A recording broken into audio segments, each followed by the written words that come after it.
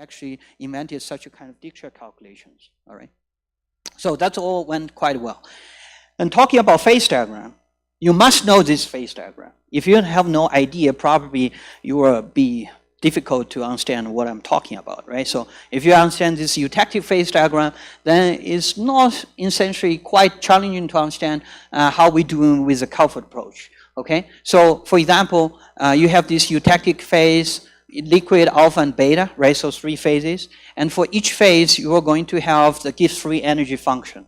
So if you're talking about the T1 temperature, at T1 temperature, actually, you are going to have all of these phase curves showing up for the Gibbs energy, right? And then you actually building on the curves, you can actually estimate the tie line. So tie line is actually basic common tangent of these 2 phases, right? So then, and at different temperature, if you can actually predict Gibbs energy, then you can construct all the tie lines for the 2 phases. And therefore, you can start to develop such a kind of phase diagram. This can also extend to the multi-component phases.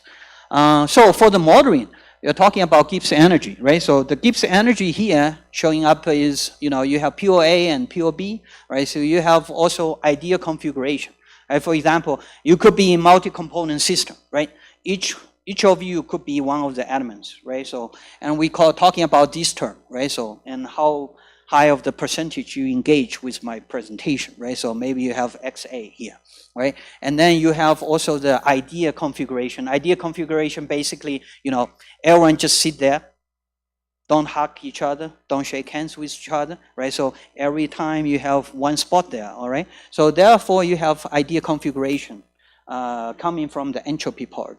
And actually this part is excess, right? So if we finish our lecture, people start to talking with each other, interacting with each other, right? So shaking hands with each other, then you start to have excess energy, right? So this is the energy that we are going to describe for each phase, all right? And then these energies are actually the function of both temperature and the composition, all right? So if you want to invent more, you certainly can also introduce the pressure as one of the variables. All right, that will be a little bit more complicated. However, a lot of people also using this. So these are all the essential parts we're talking about a multi-component case. And of course, for the multi-component case, sometimes you deal with compound. So for the compound, you actually also have different configurations as a reference state. However, this part will be essentially the same. Okay. So now you have the model. How to calculate, how to use models, right? So to develop. There are several softwares, right? So more than this, and nowadays you can also have open access software from the GitHub you can download and learn, right? So we use Simulcalc very often. Originally developed as a spin-off company of KTH in Sweden, so I use this all the time. And then this is a kind of flowchart for the CALPHAD approach, where you come with a model, you can adjust parameters. However, once you define the models, you have to know what the crystal structure of a material, right? So if you deal with compound, what kind of, the crystal structure, and you can identify, develop such a kind of simultanea model. And you can identify all the parameters, right? So because these are the, parameters that you have put into there. And then after that, you adjust parameters, and then you are going to use the software to do optimization.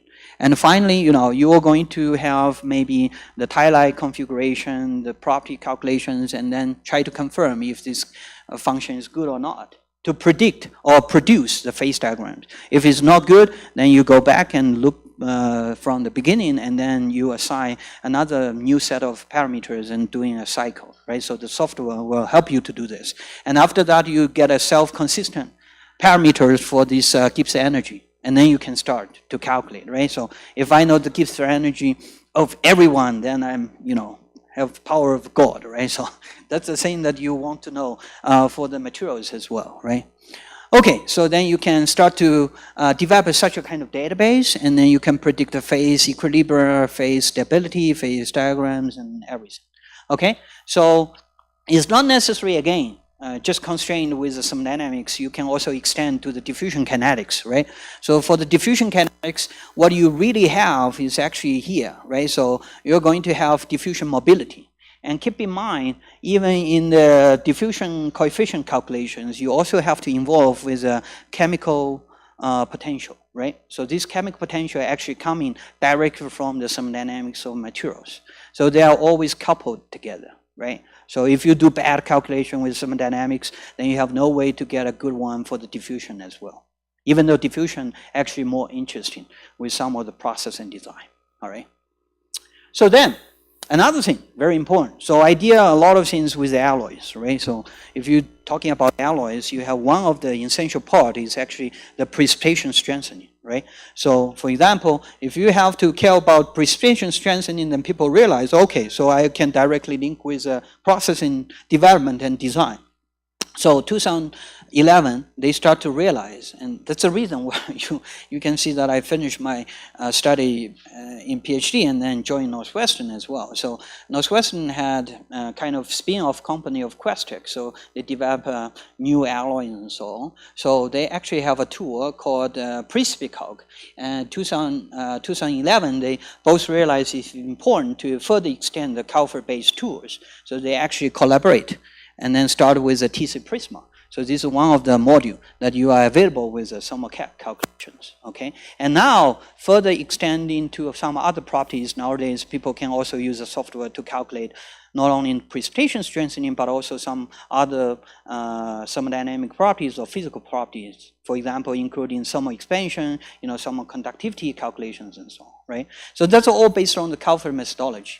And one of the things that you probably, can also realize is, for the CALPHAD, you have these tools, right? So with the thermodynamic diffusion, you actually, for the TC Prisma, you can predict all of these things, right? So particle size distribution, number density, right? So average particle and so on. And of course, I'm not necessarily saying everything should be run with the CALPHAD approach, but then you can also actually use so-called phase field simulation. That actually can show you some of the visible picture of the microstructure evolution, okay? Every method have advantage and disadvantage. You have to make a judgment based on what you are going to use, right? So with circumstance, that's your choice, okay? So this is one of the example I would like to show you where, early on, back to maybe even 15 years or 20 years ago, NASA had a kind of project where, they engage the university together with the industry. So GE and Pratt & Whitney were one of the team customer. They were talking about design kind of, the tube alloy for the applications. So this is kind of the high temperature disk applications. And as you can see, they have different components where you talking about some of the finite element because the mechanical engineering deal with macro structure, right? We're dealing with microstructure. So they're actually collaborating with these deformation simulations. And not only in that, material science simulations is one of the key points as well. So if you're talking about this design, you have to understand, as I said, if you have one alloy, that's not enough, right? So you have to making sure that this alloy can be applied for different locations. So this is a disk. That means, you have to care about the location specific, interest. So with a disk, you may have different parts, right? So you have rim, you have web, you have ball, right? So different locations may have different properties, right? They have a range. Therefore, for different structure, you may have to, consider a different type of processing parameter simulations and changing some of the ranges of the parameters. That's the thing that you have to design and list with a system design chart. So this is one of the most important things for everyone if you want to develop such a kind of new alloys, not only the alloy, but also new materials, okay? So this is a kind of, the disk, as you can see, right? So you can take parts. Maybe in the lab, you probably only care about one alloy. But in the practical, you have to consider the whole component. How the structure happens integrating together, right? So that's the part. And if you do the heat treatment, as you can see, this is one of the component here somewhere, right? So, and this is the shape with L shape. However, if you do heat treatment, you will have different cooling process because the heat conduction during the heat treatment will be different, as I said. Once you cool it down and further do the agent stuff, right? So the previous matrix composition will be different. And you care about the gamma prime, which is L12. Order structure distribution inside of the material, and then eventually you will inference the property and all of this performance, right? So you have to ensure the lowest performance of this material that you design is still higher than the required performance. That means you can save, right? So use this material. rather than, hey, say, average performance will be, matching with a requirement. That would be a danger, right? So if you ever taking a kind of shuttle using this one, you should stop. You should not go onto the shuttle, right? So that's important. What happened? Yeah, that's important.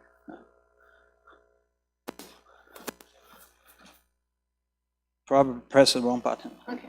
Yes. So that's one of the heat treatment that they have the probability. So if you're talking about the phase 2 project, right? So you will have to talking about the distribution of the properties. And certainly you can do different simulations, matching with experiments at different temperature. Low temperature important, but high temperature is more important with the heat treatment. And then you do a number of experiments. However, experiments is very expensive. Therefore, if you calibrate your model, you can do multiple simulations, millions of simulations. So that's the part where people did 700 simulations and ensure that the lowest performance here is still matching the requirement. So that's safe, and you are okay to use this material, right? So this is kind of flow chart where you come from the part, you understand the heat transfer with a different part, and then different part will have different thermal history. And then you can predict precipitation simulations. And then based on that, you can predict the yield strength. Okay. So another part is, related to ultra high strength steel.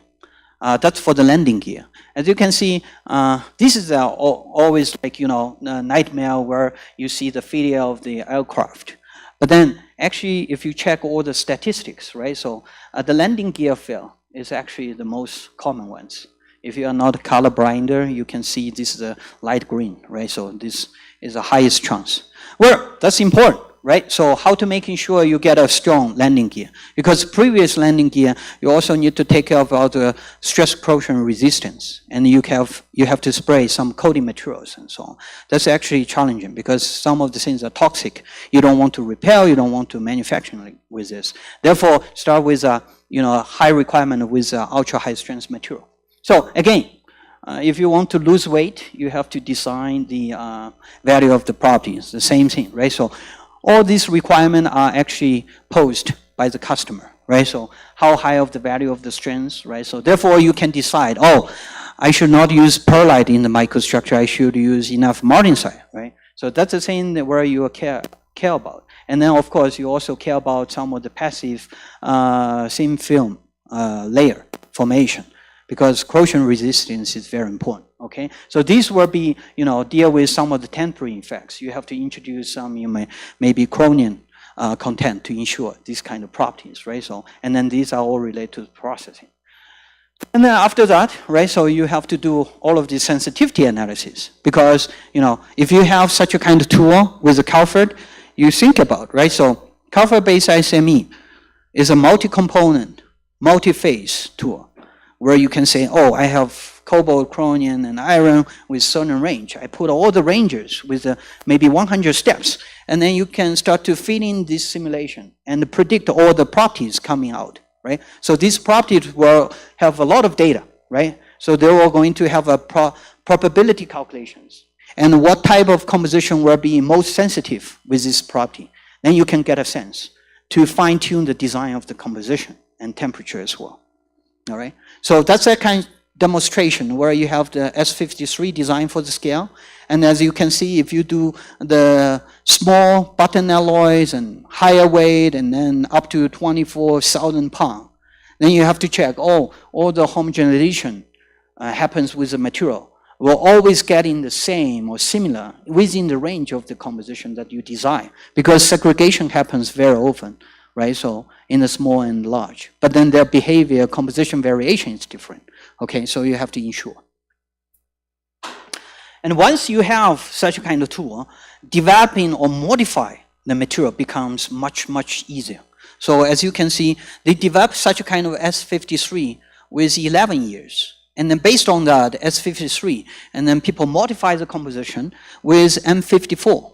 Okay, then they only need about 7 years. And remember, no government agency can support us with, continuous 10 years funding, right? So there are a lot of things you have to, as a professor, you have to write proposals and so on, right? So that's the same where also takes time, right? So, but if, for example, Elon Musk has a lot of money and developing the Model Y, the giga-cost, I heard that they actually developing their own foundry, developing a customized materials for this kind of technique. They actually use very small amount of time. Maybe we're talking about 10 years for this one, but for them, maybe, just less than 2 years or less than 1 year, right? So that's a scale related to cash, right? Okay, so that's a kind of, the case study we're showing up here. I can quickly skip that, but then this is an overview. Right now, how long time for NASA to commercialize an alloy? They're actually talking about more than 20 years. They're actually very often is 30 years. So nowadays, we use a material actually already developed like 20 years ago because you have to care about the creep resistance and fatigue. That's always time dependent. You cannot speed it up, right? So you have to be there to be safe, right? Okay, before a lot of people start to sleep, we're talking about additive manufacturing, switching gears, okay? So we have utilized all of this CALPHAD-based ICME to design the powder for the material, okay? So this is one of the essential part for the successful design. So if you're talking about additive manufacturing, do we have a 3D printer here? No? Okay, so you should buy one. But you heard about 3D printing, right?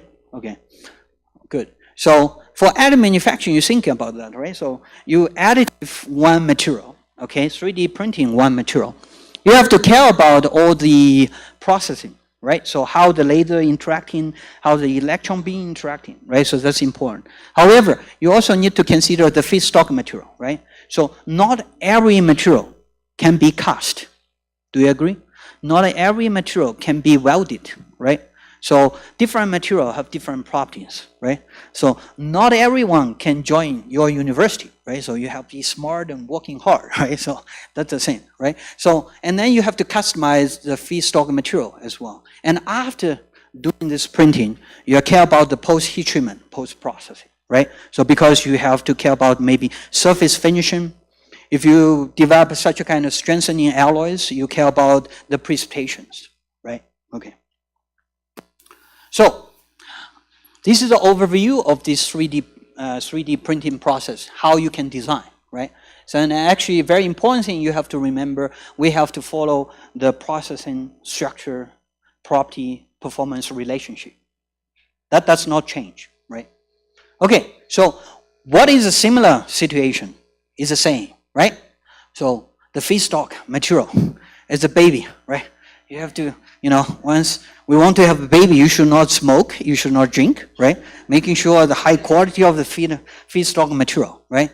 And then if you're talking about additive manufacturing, after baby, right, so term, and then you have to send them to a good daycare.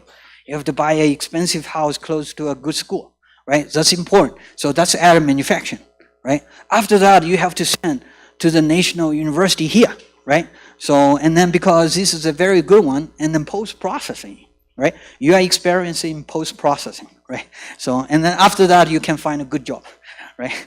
So that's the same thing happens about materials design, right? Our human being is also material, right? So more complicated, of course. All right, so I already mentioned, right? So these key points here is showing as a following of PSPP relationship. That's most critical. And we have to understand all the relationships. So for additive manufacturing, some of you may not necessarily know, we're talking about different methods, right? So this is called SLM, or sometimes, now people usually call it laser powder bed fusion process. You have one layer, spray the powder, you will design the pattern of one layer, and you start to use the laser to melt. After melting, you will have a roll and spray another new fresh powder, and then you melt again. So it's layer by layer technique. Right? So this is very fine with all the structures that you're going to print in. So the surface quality is also good. Right? So I think GE has already, invented quite a lot of money to go developing such a kind of technique. So this is laser, but you can also use electron beam, right? So that's the same. Where you have this wire arc additive manufacturing. So that's another technique where you basically, the welding, right? So you weld one material with one layer, with one chalk. If you melt multiple chalk, multiple layers, then you are starting with 3D printing. Okay, so, but then the feedstock material is wire. And here you have the DED process, okay? The DED process is based on the powder, okay? So this is a wire and this powder. The advantage of these two techniques is, even though the surface is rough, but then you can repel some of the parts, okay? You can also print functionally gradient material. For example, you print a alloy on the bottom and you start to mix, right? So with 2 wire feed or 2 powder feed or maybe 3, and then you can change the composition dynamically. And then you can start printing with A, one end, and then B, another end, or maybe multiple, right? So that's important. So we, early on, 2016, received a project. We're talking about the ONR design, Navy office. They really want to customize this high-strength low-alloy steel. This is very often used in the battle, in the construction of the ship, okay? So again, as you can see, this is a process structure property relationships. We have to lay out what exactly. So if you want to customize a feedstock material for additive manufacturing, the threshold and bottom part for these properties is you have to making sure these properties will be the same, not less, than the existing raw material or cast material, right? Then you can claim, oh, this is successful, you can customize this material for additive manufacturing, right? If it's less or worse than the existing material that you can do the casting, why you need to use additive, right? That's a simple philosophy that we invented in this kind of design. And all the structures, you want to be more close. If you cannot close, then you have to invent some new structures. And then the processing is different because you're going to have, different laser melting process, and then the initial composition will be different, right? So if you melt a material with a laser versus you use an arc to arc melt, the composition is different. Okay, the segregation is different. Therefore, the homogenization, the consequent solution, and cooling and tempering will be all different. Why we want to do this? First, this is a very useful material. Okay, we are not going to study some material that no one cares about, right? And second, you see, we received this fund at that time. We were not lack of money. We want to buy the powder. I don't know, how powder costs here, but then in the United States, it costs very much. The cost of the stainless steel 316L is actually around 30, or maybe you can even get lower price per pound, okay? But then if you want to develop a new customized composition, or this composition is not customized for additive manufacturing, then you have to, require minimum order quantity, and the cost is, much, much higher than what you are talking about. This is actually, some of the price is even, $200 per pound. So that's actually very expensive. The most severe problem is lead-in time. We ask them, oh, how long time you can fabricate this powder? They say, oh, I first get your money, right? So I can say, oh, we're going to ship your powder 2 months. Oh, waited. Oh, our project is already finished, so can you send us the powder? So eventually they actually cost 10 months to develop such a kind of powder, okay? Because they want to making sure the uncertainty of the powder composition is a desired one, right? And quality control of the powder. We went to some of the vendors, they say, oh, I only can produce such a kind of powder, plus minus 10% of the composition. If you don't want it, I cannot do much more, right? So that's the thing that, we were very much in trouble in the beginning of this project, right? So therefore, at this time, you can think about, right? So this is a kind of, the old composition that people already know, the cast technique. But then you may have deviation of the alloy vendor, right? So you may still deviate. But then if you are okay with a vendor's technique, maybe the property is still safe, right? But if you have such a kind of tool, the computational tool, you say, okay, I know the original composition is here. This is the empirical composition that you can get with the range. But I say, hey, how about shift this composition to this optimized composition point? We use the same error bar with the composition for the feedstock. But then I can more sure that once I receive the powder, I can have higher properties. That's the philosophy. Understand? Good. All right. So then what we do is, we have the original composition with uncertainty, so we can develop such a kind of CALPHAD-based ICME, right? So what we do is we have a lot of compositions, and each composition we're going to have, maybe from 0.1 to 0.4, I can develop with 10 steps or 20 steps, as long as I trust my model. And then I can do multiple calculations with the model, right? And I generate a lot of properties. And I can screen. Some of the composition may be worse property, some composition will be better property. And I can screen the property and refine this composition to here, right? So that's what we did. We screened a lot of compositions. It's impossible to do the experiments, and then we put into the model. The model developer is here. It's very busy, slides. I just want to show how capable we can, right? So, but then you can actually, decide according to the structure property information that you receive for this material. And we are not actually blind ourselves, just use the CALPHAD. For example, we also have the machine learning model that we developed for Martin-Citic transformation temperature, MS temperature. It's very difficult to measure this, right? And we also have some empirical model to evaluate the printability of the material. Therefore, you can put the initial composition here, and you can run with all the criterion with a microstructure feature. And can you get enough low temperature for the MS temperature, high temperature MS temperature, or BS temperature by Bainite transformation temperature? Can you making sure you have enough strengthening particle with copper cluster and M2C carbides? And if so, then you can move and you can further shrink the composition. If it's not good, then you can keep the composition a little bit wider, right? So after doing this, you can have all the key features of the microstructure, and of course, printability is very important. So printability basically cracking stability, right? Then you can actually further utilize this to get the prototype composition. And actually, we can do pretty much a good job based on this. What we do is, for example, this is the composition that you receive for the casting foundry. Okay, and then for each of the composition, just taking example, okay, carbon content 0.02% to 0.1%, okay? So I can have so many steps, right?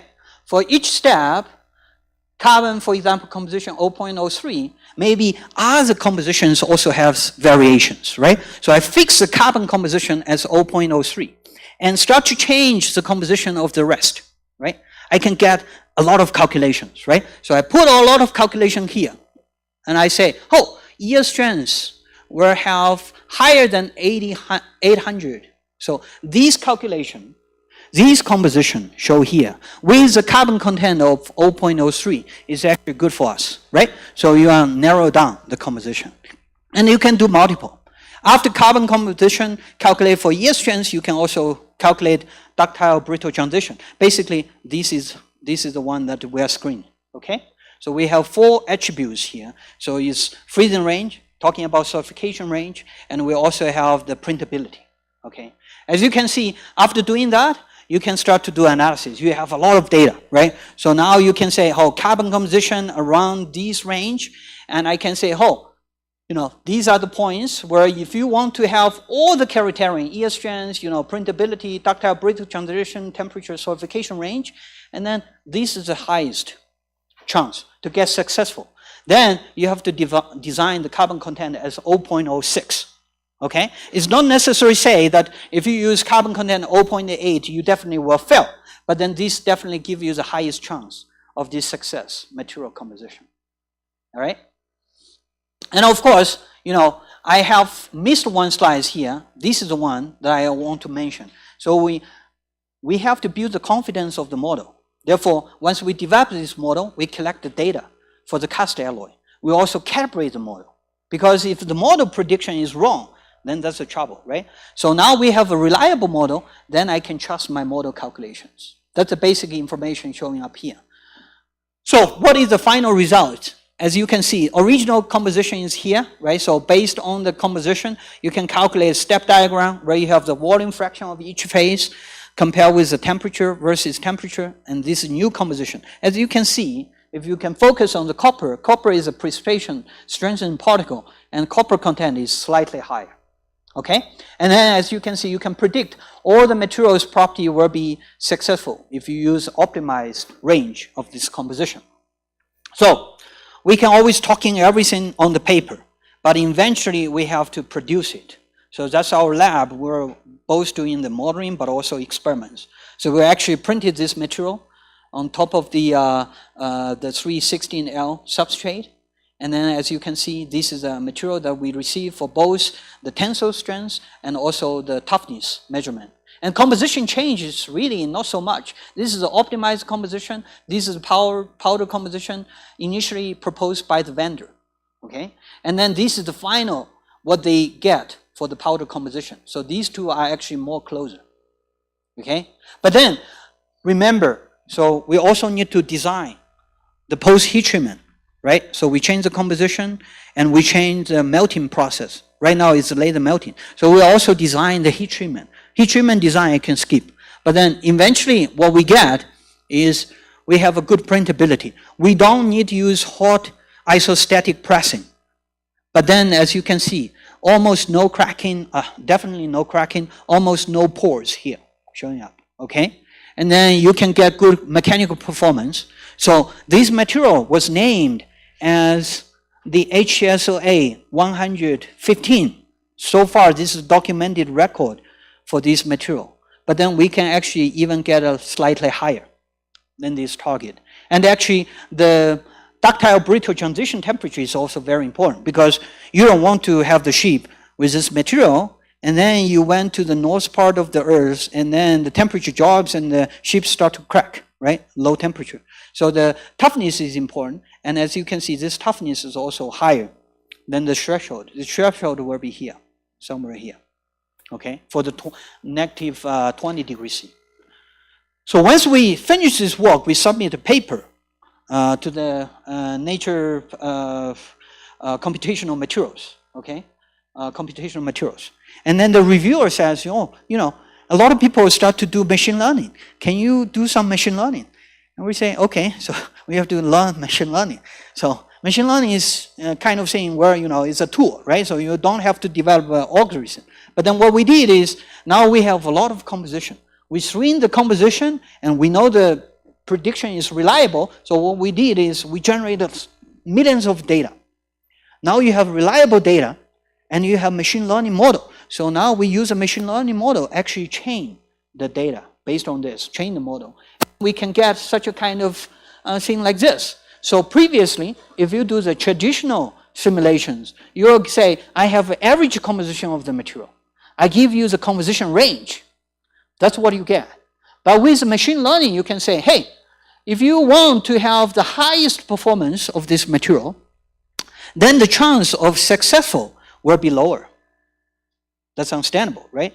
But then if you want to get compensate and say, hey, yield strength can be lower, then you can have a much wider range of the composition, okay? So the materials with a machine learning simulation can help you to make a better decision of the production, okay?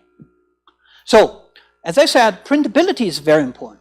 The second case study I want to introduce is actually, you know, the challenging issues with the material simulation of the additive manufacturing, because later additive manufacturing is actually very, very fast process, right? So if you look at one spot, you come in here and then go past, you will have different thermal resistance, okay? So this is one spot here, you can measure the thermal cycle. So you may heat up very high above the melting point and drop lower, okay? And then bypass it, you will have lower temperature heat, right? So this is a kind of cycle.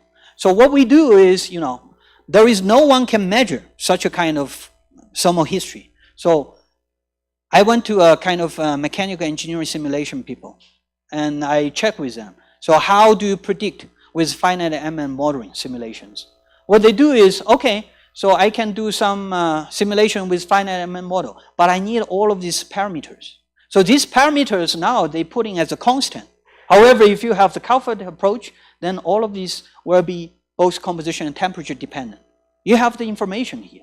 So I actually collaborate with them. So what we do is we put in the information into the simulation. So this is the difference of the temperature profile, phase fraction. As you can see, with the CALPHAD information, for all of these constant value, we change with the variable, okay? So you are going to have different prediction of the melt pool. So the melt pool for this one is much longer. So if you want to do further simulation of the phase transformations, for example, phase fail simulation, this is significant because all the input based on this, right, will be much more accurate than this one, okay? So that's the difference. Where another thing that we can use a CALPHAD approach is actually, based on this, as I said, you have the CALPHAD fit into the simulation, providing more accurate thermal history, and then this thermal history with the temperature as a time can feed into the diffusion simulations. Some of the diffusion simulations can tell you about better phase transformations. And one of the examples is actually the phase transformation regarding the cracking susceptibility prediction, okay? So there is one model that invented by University of Wisconsin in Madison. So one professor, they actually proposed a model where called solidification cracking susceptibility. All of this information, so that means you should not use a high, a certain content with 1 to 3 copper content for designing the material. You have to avoid this region, maybe go higher or maybe even go less, okay? That can guide you. Another case study that we directly use is actually this wire feed additive manufacturing. We printed this very large component, as you can see. This is Inconel 740H with 26. Twin wire, one is 740H Inconel, one is the steel with P91, and then with a fixed composition ratio, we print a bar, a thin wall structure. And we cut it, and you can see the higher location, top location, middle location, and bottom location, you have different cracking, right? So bottom location has less cracking. What's the reason? We explain this. We actually, every composition we can measure along this, right?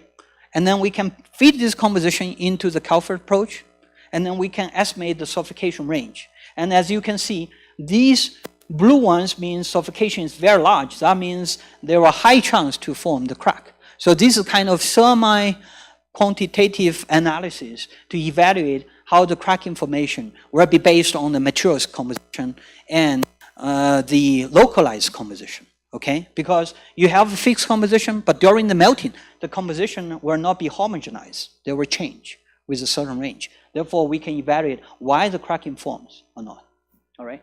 So, very important thing is we need to integrate the materials, mechanical, and manufacturing engineering.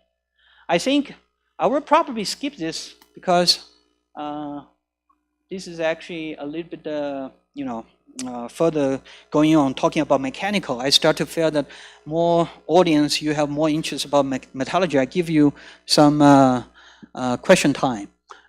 So, but overall, I think, we have to deal with 3 points, right? So one is the calibration and verification. That's important, okay? Materials database, you want to have high throughput experiment, high throughput computation. That one I just showed you. And then you have to compare with a digital database to compile a big digital database, not only for experiments. Experiments is actually very challenging for metallurgy. And the experiment database still are very useful to calibrate all the models, okay? So take-home messages, I would like to say, all models are wrong, okay? I'm not trying to sell you these models are accurate. You can close your eyes, or no, you should not close your eyes. You can open your eyes on the screen, press buttons, and you say, hey, I invented a new material. That's impossible, at least right now, okay? So, but then we should think about, we need to use some simple model, but not simpler, right? So the ICME actually can integrate different type of models, okay? Not only metallurgy, but also manufacturing and also mechanical. All need to collaborate together, right? Materials Genome can strengthen and accelerate the air manufacturing design, that's for sure, right? So you can use high throughput approach, computation experiments to get enough data, and then CALPHAD database can support multi-component, multi-phase transformation simulations. Fundamentals will be, important for these complex simulations, and we need collaboration. So another take-home message, you can forget all the content I talked about before, right? So these 2 messages are important, right? So you'll forget, I'm pretty sure, right? So I was a student as well, right?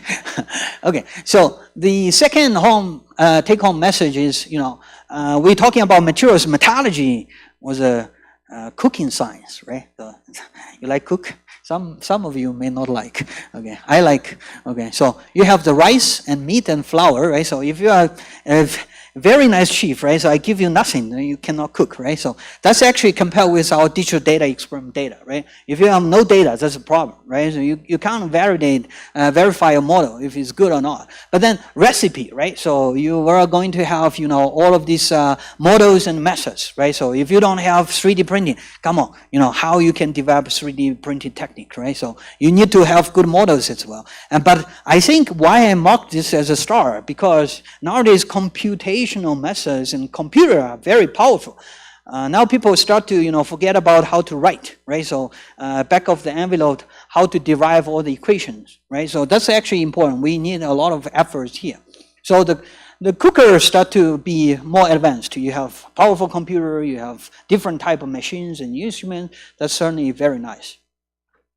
If we want to develop something useful as a student or the scientist or researcher in metallurgical science, okay, I think this is a core chart is very important. So you go to empirical, maybe industry people care about empirical very much, right? So they're, you know, feeling excited. But then you also go to the physical base, right? So physical base sometimes is also challenging. For example, you have Schrödinger equation, right? So you can derive maybe. All right, so maybe you forgot, but anyway, how useful, right? So it's not necessarily useful, but then you can find from the textbook, right? But very useful is all the industry ones, right? So they produce a product, but then we need to fuse all together, right? So the most important thing is like, we want to go with this one, right? So you have more physical-based models, better models, right? So more reliable, and you can also build on some of the empirical, but then go to this regime, which is very useful.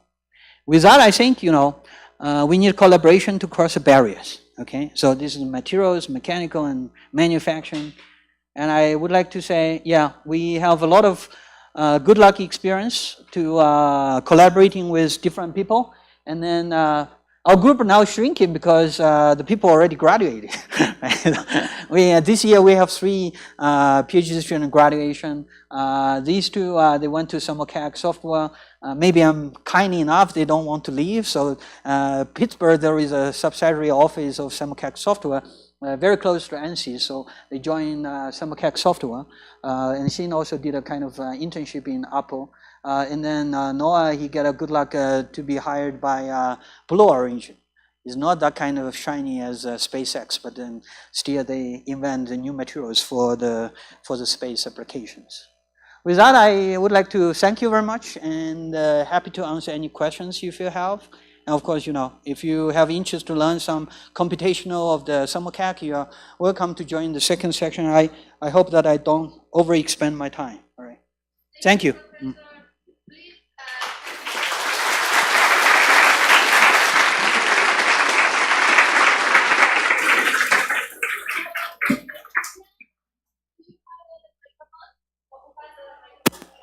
Okay, if someone wants to ask some question, please raise your hand. Yes, on the back. Barely. You can use my microphone. Okay, no problem. This one microphone is correct. Now I can hear you. Thank you very much. Thank you very much for your presentation. I'm going to stand right here. Okay. I would like to ask you about the limitations of the CALPHAD software, the methodology, regarding the crystallographic properties. You talk about, well, I believe in some point, I'm not quite sure which slide, but how this could even link with mechanical properties. And I would like to know which are these, well, these considerations you do in the crystallographic part. In this model that you talk, is this considered or just, well, not? Yes, thank you. If I understand your question correctly, you are interested about like what the linkage among the crystal structure, the CALPHAD approach, and the physical property, for example, strength, right? Yeah, so I think you should join the second session talking about SummerCAC, but then a brief answer is, for example, if this beta phase is very useful as a precipitation, right? So then certainly you want to know what type of crystal structure of this, right? So for example, sigma phase is very bad because, you know, is topological phase will be very brittle if along the grain boundaries. So with the CALPHAD, you can predict a certain temperature, certain composition, you can avoid to form this sigma phase. Okay? And then furthermore, you can not only predict the sigma phase formation, but also you can determine what are the other phases that benign to this structure, for example, gamma prime, gamma double prime. Right? For example, this is a very useful precipitation in the Inconel 718. But in the CALPHAD database, why people can predict it is because they also use a crystal structure to develop a CALPHAD database. That's actually I already included in here. So I need to extend this discussion. It's not just like 5 minutes conversation. We can extend 50 minutes, another one. But then for the properties, of course, you know, if you can, as I said, maybe it's a very short time for me to introduce, but then if you have all the properties, right, so combined with mobility, right, formation, then you have the processing parameter, for example, time and temperature, then you can predict the particle formation, right? And particle formation with number density, fraction of the particles, and so on. Then you can put to the strength model. And with the yield strength model, you are actually taking this as an input, right? So the CALPHAD will predict where the location that you can be clean with the sigma and with desired high fraction of gamma prime and gamma double prime. And well, once you couple with the diffusion, what is a good temperature and time for us processing this composition? And then you can further predict with the calibration of the experiments how high of the yield strength I can reach, right? So that's a kind of, you know, the flow of such a kind of simplified version of the prediction and design. Yeah. Thank you. Somebody else has some question. You can ask in Spanish or in English. If you want, you can ask in Spanish. I can translate. Oh, okay, I see. I thought that I already know Spanish. Okay, all right. Yeah, so, yeah. Hello? Okay, good. Well, first, it's a great honor to having you here, and thanks you for your presentation. So we know we are now in the artificial intelligence era. So my question is artificial intelligence being used to optimize this kind of calculations and models? And if it's not, how far we are from start using artificial intelligence in this kind of process? Oh, you're talking about AI? Yeah. Oh, AI, yes. How far? Oh, that's a question to Elon Musk. And what would be its role in this kind of modeling? So I think, as I showed one of the examples, I think our materials and metallurgical people should care more about the quality of the data. So if you have AI, if you have machine learning, if you don't have data, that's a problem. I give you no data. Come on, do artificial intelligence on this. You can't do anything, right? So a lot of efforts that we are playing around is actually utilizing all the technique to generate more data. Once you have more data, and then this data is within the regime of the composition that you are interested about, I think machine learning can further enhance the quality of the prediction. Yeah. And I have also to say that we're not necessarily always downgrade our human intelligence. So a lot of materials that are invented right now, nowadays, are actually based on the empirical and some of the people doing these traditional simulations. As long as you know how to well design this, how to further calibrate all of this model prediction, you can always approach. So this is another philosophical explanation. So you always want to optimize your life, right? So you are not necessarily going to ask AI to optimize your life, right? So to achieve best of your life, right? So we design a material. We always want to get the best material, but not necessarily always you need the best material.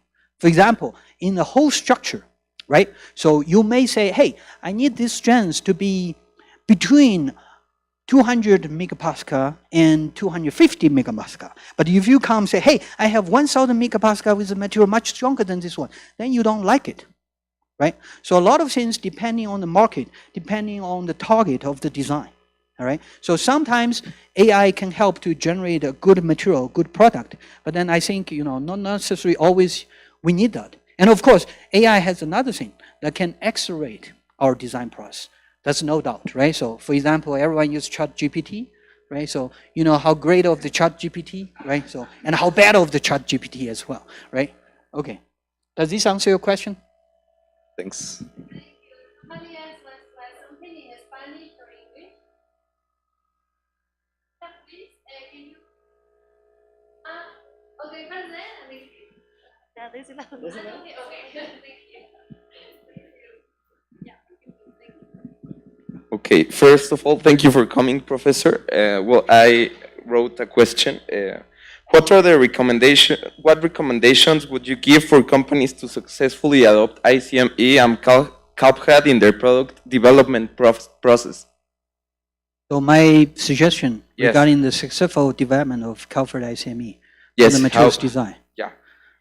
This suggestion is made to the student or to the professional? Well, we will be in the industry someday in big companies, so which will be your recommendation? Sure. If I recommend you, then study hard,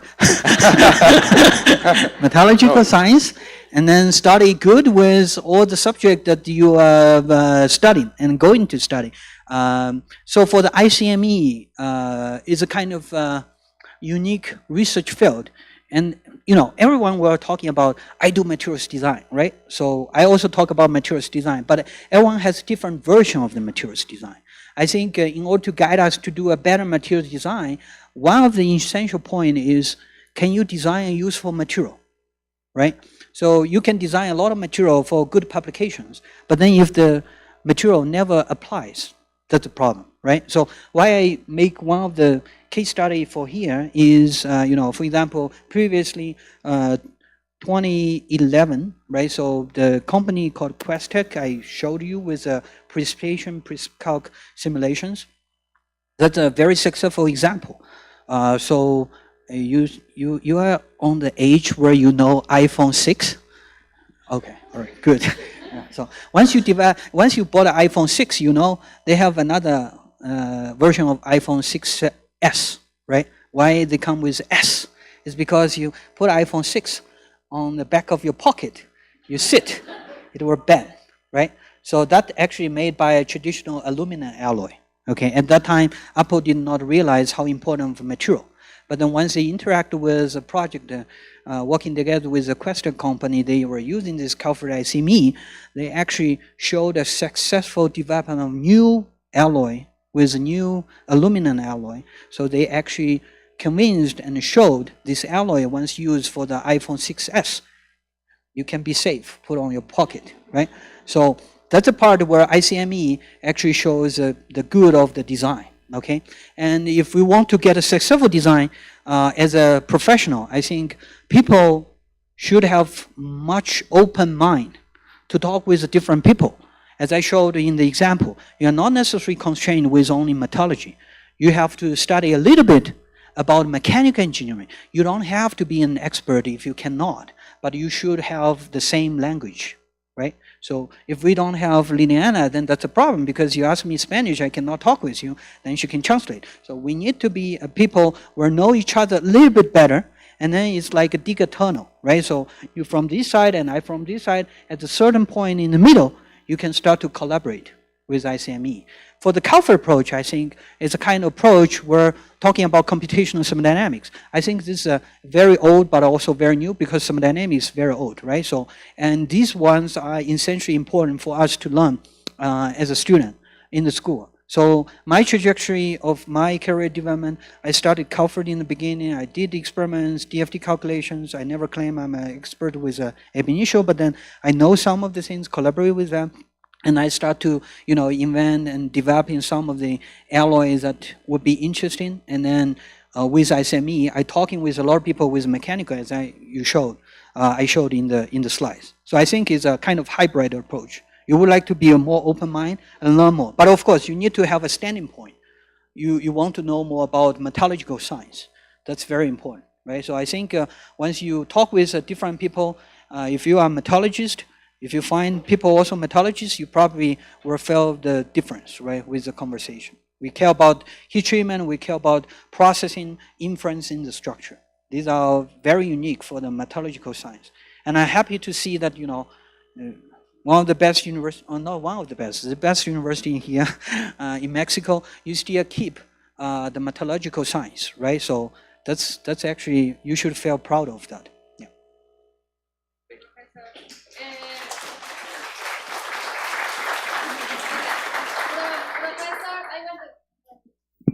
Professor, I want to ask you something in terms of the time. Oh, sure. Because you will give the second session and I think that you want to get some minutes to rest. So I leave to your decision. Would you like to receive a couple more questions or you want to go to the coffee break? I leave to your decision. How, if you are not so tired. Yeah, I'm not tired and I should reduce my weight. So I'm open to have more questions. I'm fine. Yeah. Okay, then we can receive a couple more questions. I will give you the microphone.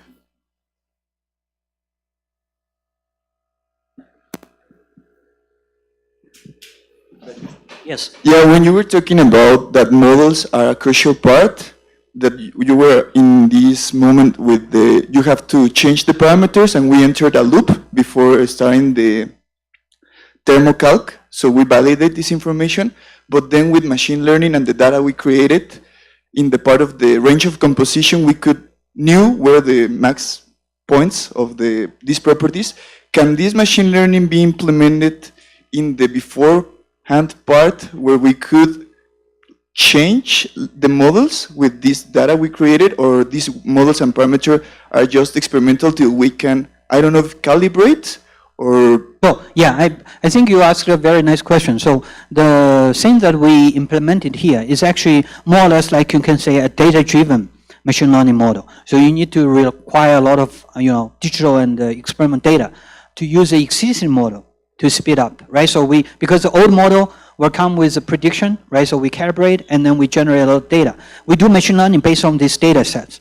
However, you come with another interesting idea I was always interested in to figure out, but then I think people have to work more with the Bayesian approach, where you can try to use the old model and train the old model with the data, but then you actually also supply with a new high fidelity data points where you can actually also try to modify your model. So that's actually another thing that I'm interested about, but I cannot speak too much because that's actually too complicated with our mature science. Yeah. We are collaborating with someone to do this. We have one ongoing project funded by Air Force Office of Science and Technology. They are actually supporting us to develop into this direction, to quantify the model and evaluate the model accuracy, together with the data uncertainty. Yeah. Okay, somebody else wants to ask.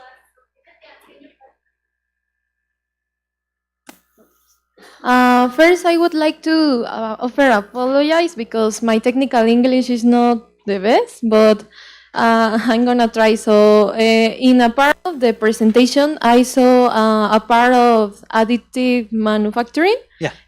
When I saw something similar to the boson de Higgs, I would like to ask if you know something about new projects in the actuality, about something similar to that, and in what countries is more development, actually? In developing what?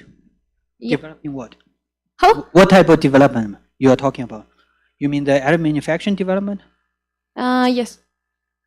Is that right? I try to understand better about your question. Ok, vi algo similar al bosón de Higgs, era como una máquina en la parte de manufactura aditiva y me gustaría saber como qué actuales proyectos él sabe si se están desarrollando y en qué países se están desarrollando más. Ajá. The question is if you know, because she said that she's doing the presentation part in which you talk about. The question is if you know projects that are related. What country or what universities are you? Well, the short answer is not really. But then I know I don't know exactly the project ongoing, because usually people receive the project, they were not announced to everyone. But then I know that it's one of the ongoing efforts that people actually try to modify the additive manufacturing machine, optimize the heat source to further produce a better material for the material. That's a part people are ongoing. For example, we can actually use one heating source to manufacture the material, but you can also use additional laser point to actually do the simultaneous heat treatment of the material, so simultaneously. But then for the modeling efforts, yeah, there are a lot of ongoing efforts with the modeling improvement, because, as I said, the heating cycle is very rapid, heating and cooling. So far, the model is actually in a kind of dilemma, because if you want to capture very fine feature of this heating and cooling, then the model has to be capable with a finest resolution. Where if you have fine resolution, then you start to have a lot of computation time gets involved. So that's people are trying to modify the models, or maybe use the GPU to enhance that kind of model capability. Yeah, there's a kind of two efforts. And right now, the community is now trying to make more efforts. Yeah, I'm not sure if I answered the question. Yes, Yeah, thank you okay. very much. But then Thank you. Do you have some other questions? we can also I'm not necessarily close to remove the coffee break. If you want to have coffee break, also you can still asking questions, of course, right? So, okay, do you want to go for the coffee break or do you have more questions? Okay, please. Okay. Can you please give us the mic? Thank you. So the last question, and then we go for coffee break, okay?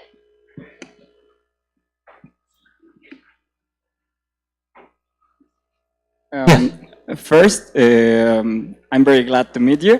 And thermocalc sounds like a dream, but what are the main limitations of thermocalc?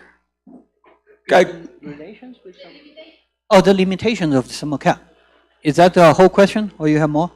Yeah. Oh, okay. All right. So, it's always like every method does have limitations, right? So, thermocalc software is a software of the CALPHAD approach. For the thermocalc, I think we are currently still lack of accuracy, okay, for capture some of the fine features of the processing. Okay. So that's a need with the experiment part.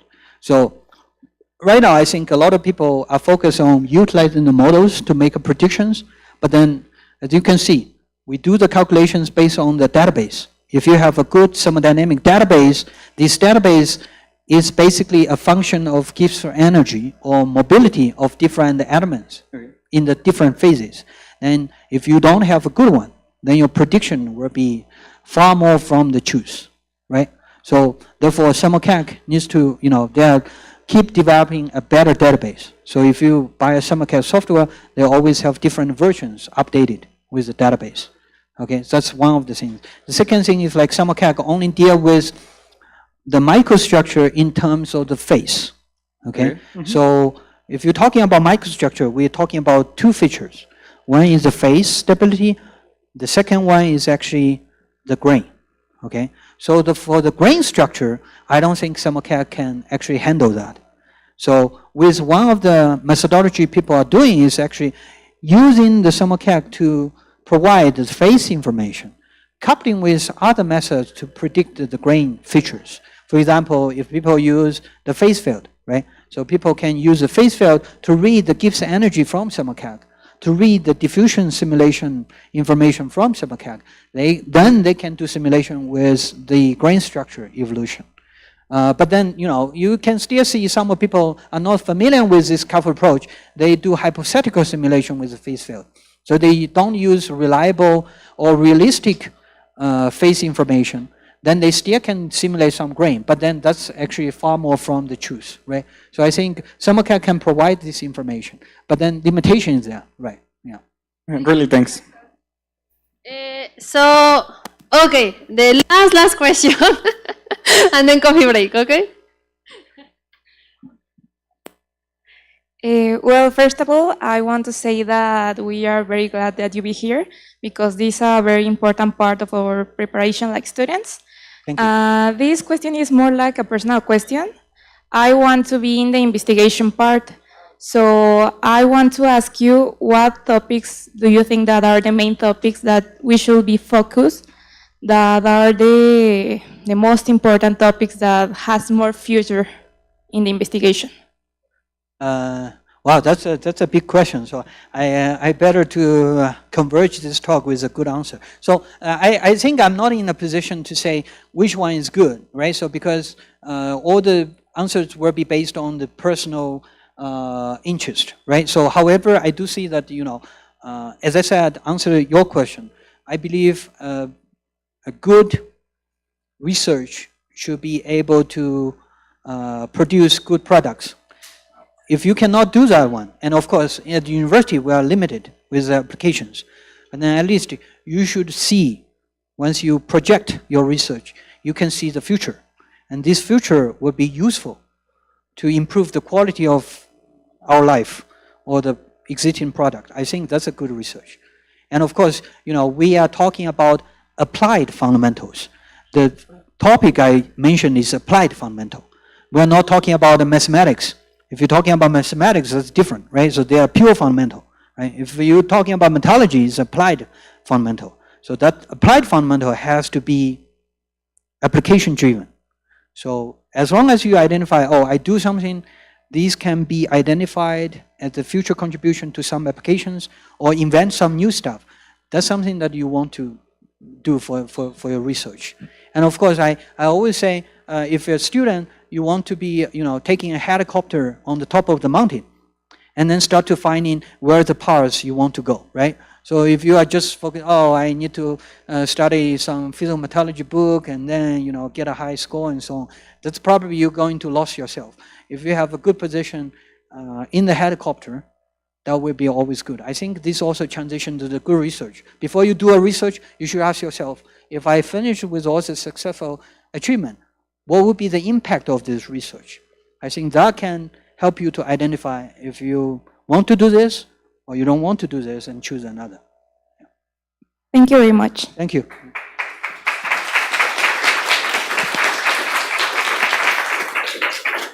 Okay, so I would like to thank to Professor Xiong once again for this excellent talk. And I think all of you will agree that Professor Xiong helped us not only to learn, I think he also gave us inspiration and motivation for our projects. So thank you so much, Professor. I would like to, thank you. I would like to read this certificate of appreciation for Professor Xiong. It says, Metallurgical Engineering Department of the Chemistry College of the Universidad Nacional Autónoma de México appreciates Professor Wei Xiong for delivering the invited seminar, CALPHAD, Materials Genome, and their applications in materials design and advanced manufacturing. Thank you so much, Professor. Thank you. And I also would like to give a small gift to Professor Xiong. This is from the part of the heterostructure materials group in Mexico. So our group.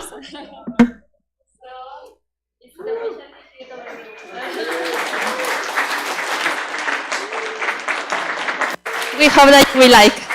So please, everyone, you can proceed to the coffee break. Professor Xiong can take some minutes for resting, and then we can start the second session, okay? Thank you.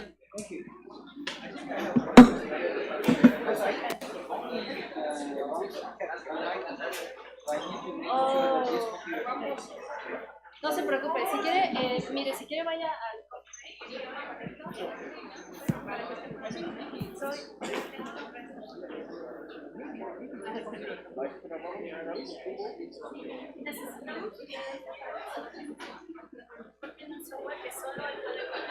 Voy a checarlo porque el cable de hace rato no está funcionando. ¿Nos ayuda? Ahorita, sí.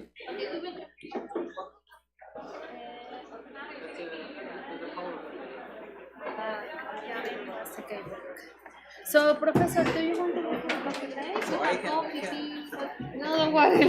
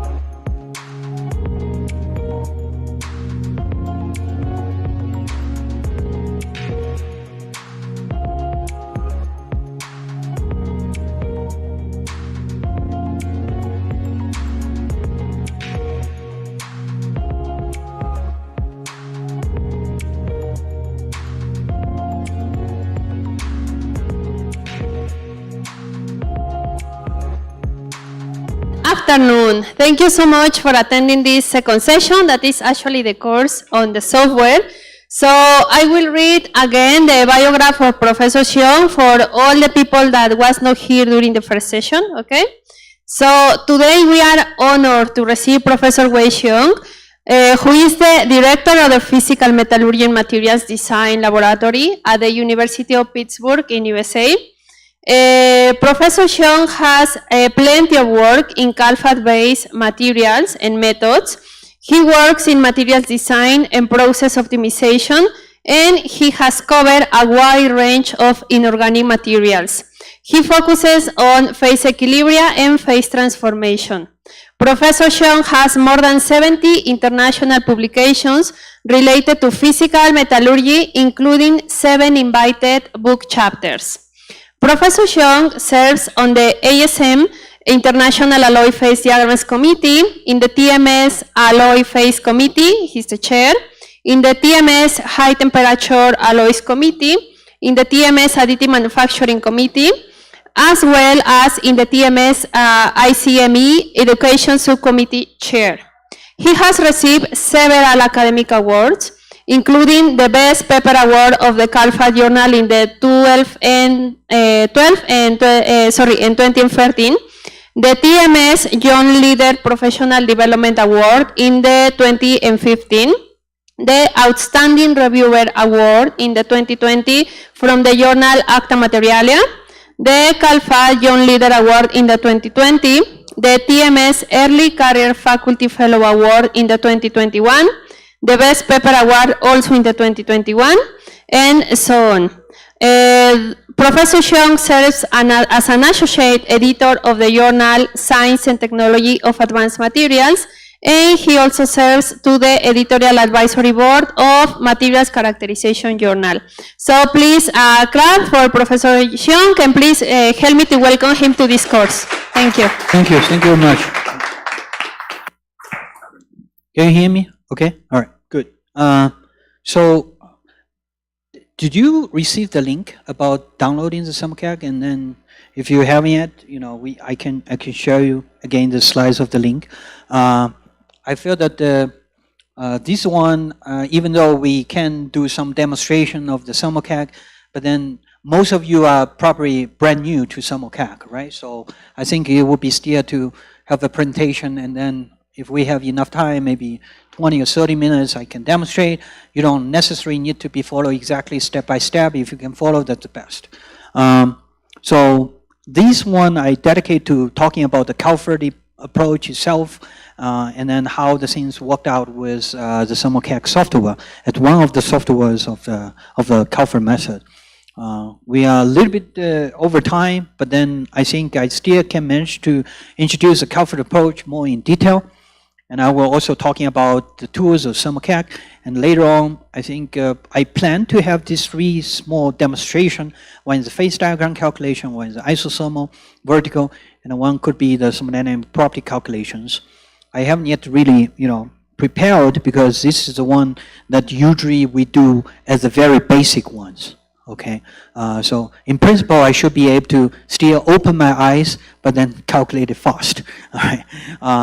So if you haven't yet really download, there is a kind of, you can just quickly search Google SumCalc and academic version.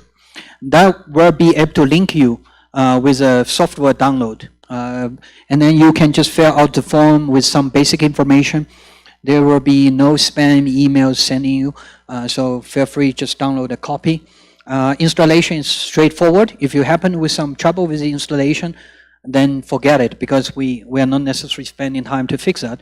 But right now, I think it should be okay. I don't receive a lot of complaints with the installation. I have 2 database files downloaded. So that's actually, I post on my website. It's www.pitt.edu/ with this Wei Xiong, but then you have a wave sign before this, and then download, and then /tdb.zip file. Okay, you can, if you have a phone, take a take a photo, maybe it's easier. And then these are the 2 TDB files that you can actually later use, okay? So if after this lecture you still want to practice, you can use these ones, okay? So one is for the iron copper alloy, and the other one I believe is aluminum zinc alloy. So we can actually use this as a user's database file. I hope that with this discussion, you basically can have a little bit more clear idea about what is a CALPHAD approach and what SEMOCAC software can do. All right, you're not intended to become an expert after this 1-hour lecture, but then certainly we'll have sort of same language once we're talking about some of the calculations. The CALPHAD approach is a short name for the calculation of phase diagrams. And actually recently there is a paper just published in the CALPHAD journal. So we have CALPHAD journal as a community journal. A recent paper published by Dr. Ziquiliu from Penn State with Dr. Greg Olson at MIT, who was my previous supervisor at Northwestern. They changed the name as a calculation of phase dynamics. I think that's a kind of smart name change because as I said, we're no longer calculating some dynamics. We're calculating including the diffusion kinetics and precipitation kinetics. A lot of properties we can cover, okay? And then even for the calculation of phase diagrams, we're not necessarily calculating equilibria phases. We're calculating non-equilibria, okay? That's the thing that we have to understand.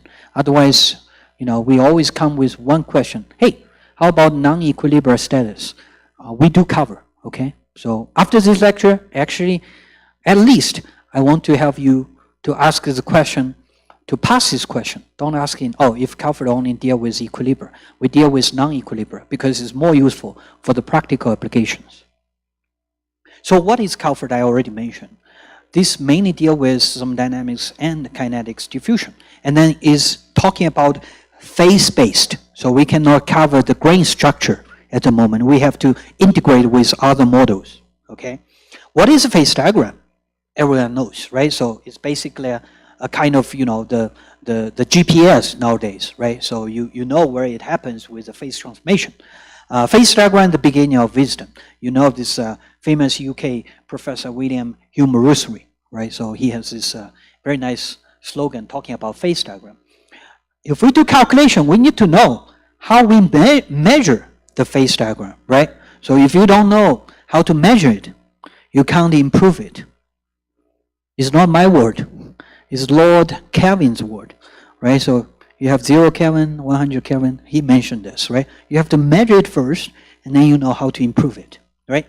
So if we go back, we take a time machine, go back to, let's say, 80 years, ago, right? So people may have a way to understand this phase transformation information by purely just doing experiments, right? So they will do the equilibrium alloy method, diffusion couple, which I will mention a little bit, and then after prepare the alloys with different composition, they will do the characterization with XRD, PMA, atom probe. Nowadays is more popular, SEM, EDS. They will measure the phase composition. They will measure the isothermal section with the tie line information for the ternary system. Binary system is more, straightforward.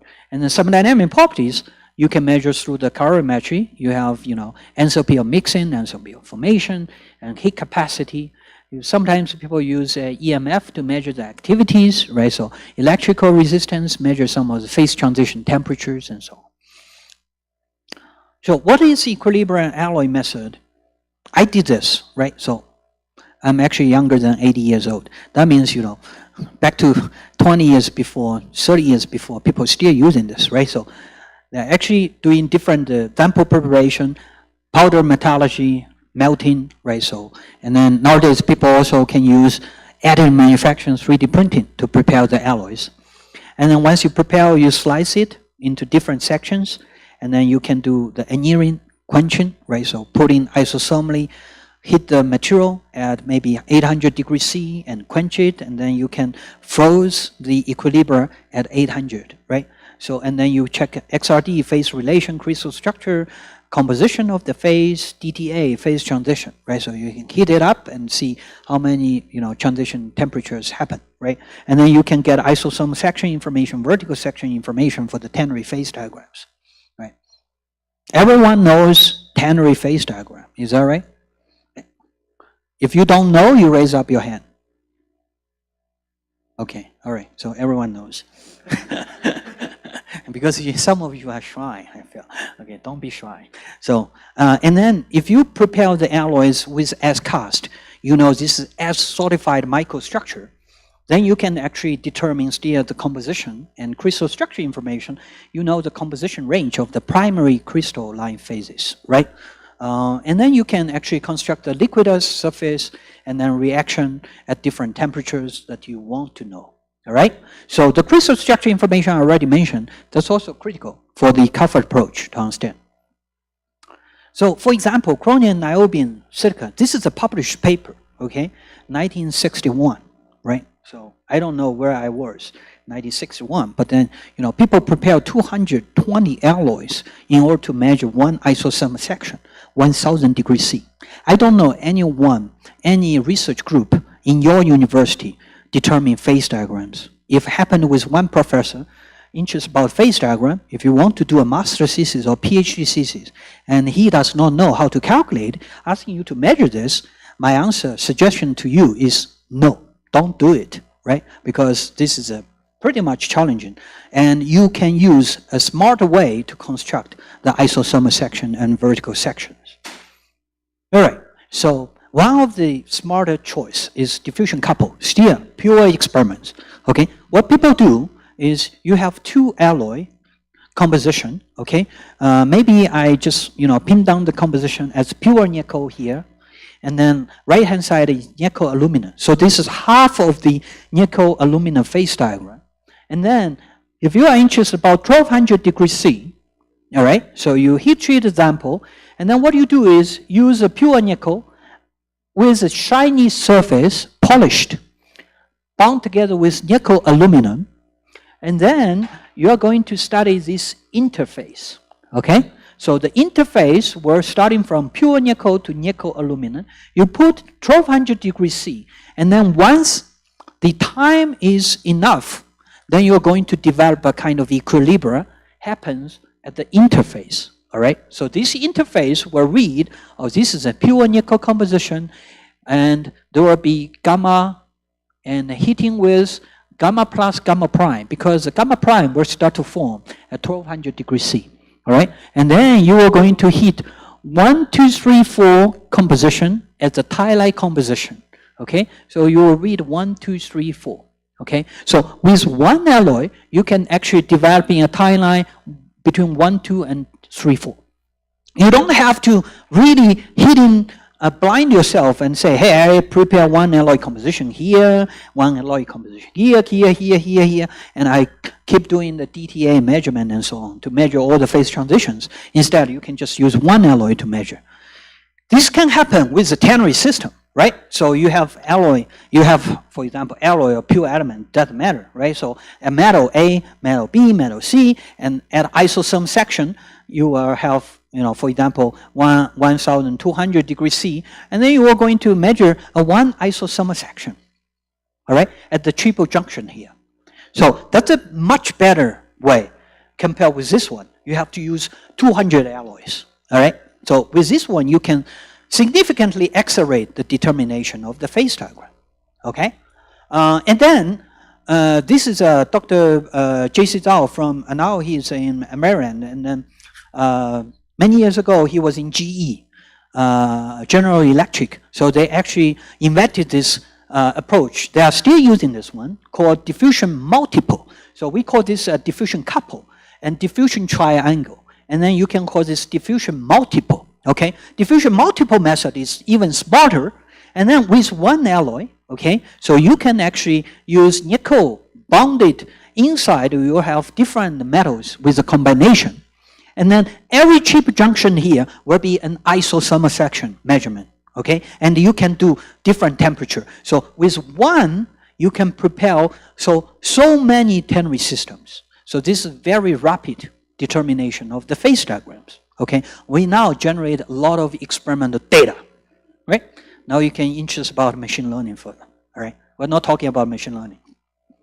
All right, so this is a practical example, right? So this is size, you see the finger, this finger, okay, size, and then this is actually, you can also, depending on the application, you can put a conventional alloy here in order to understand how the conventional alloy interact with another metal. For example, you want to modify, you want to understand the alloying impact on this conventional alloy.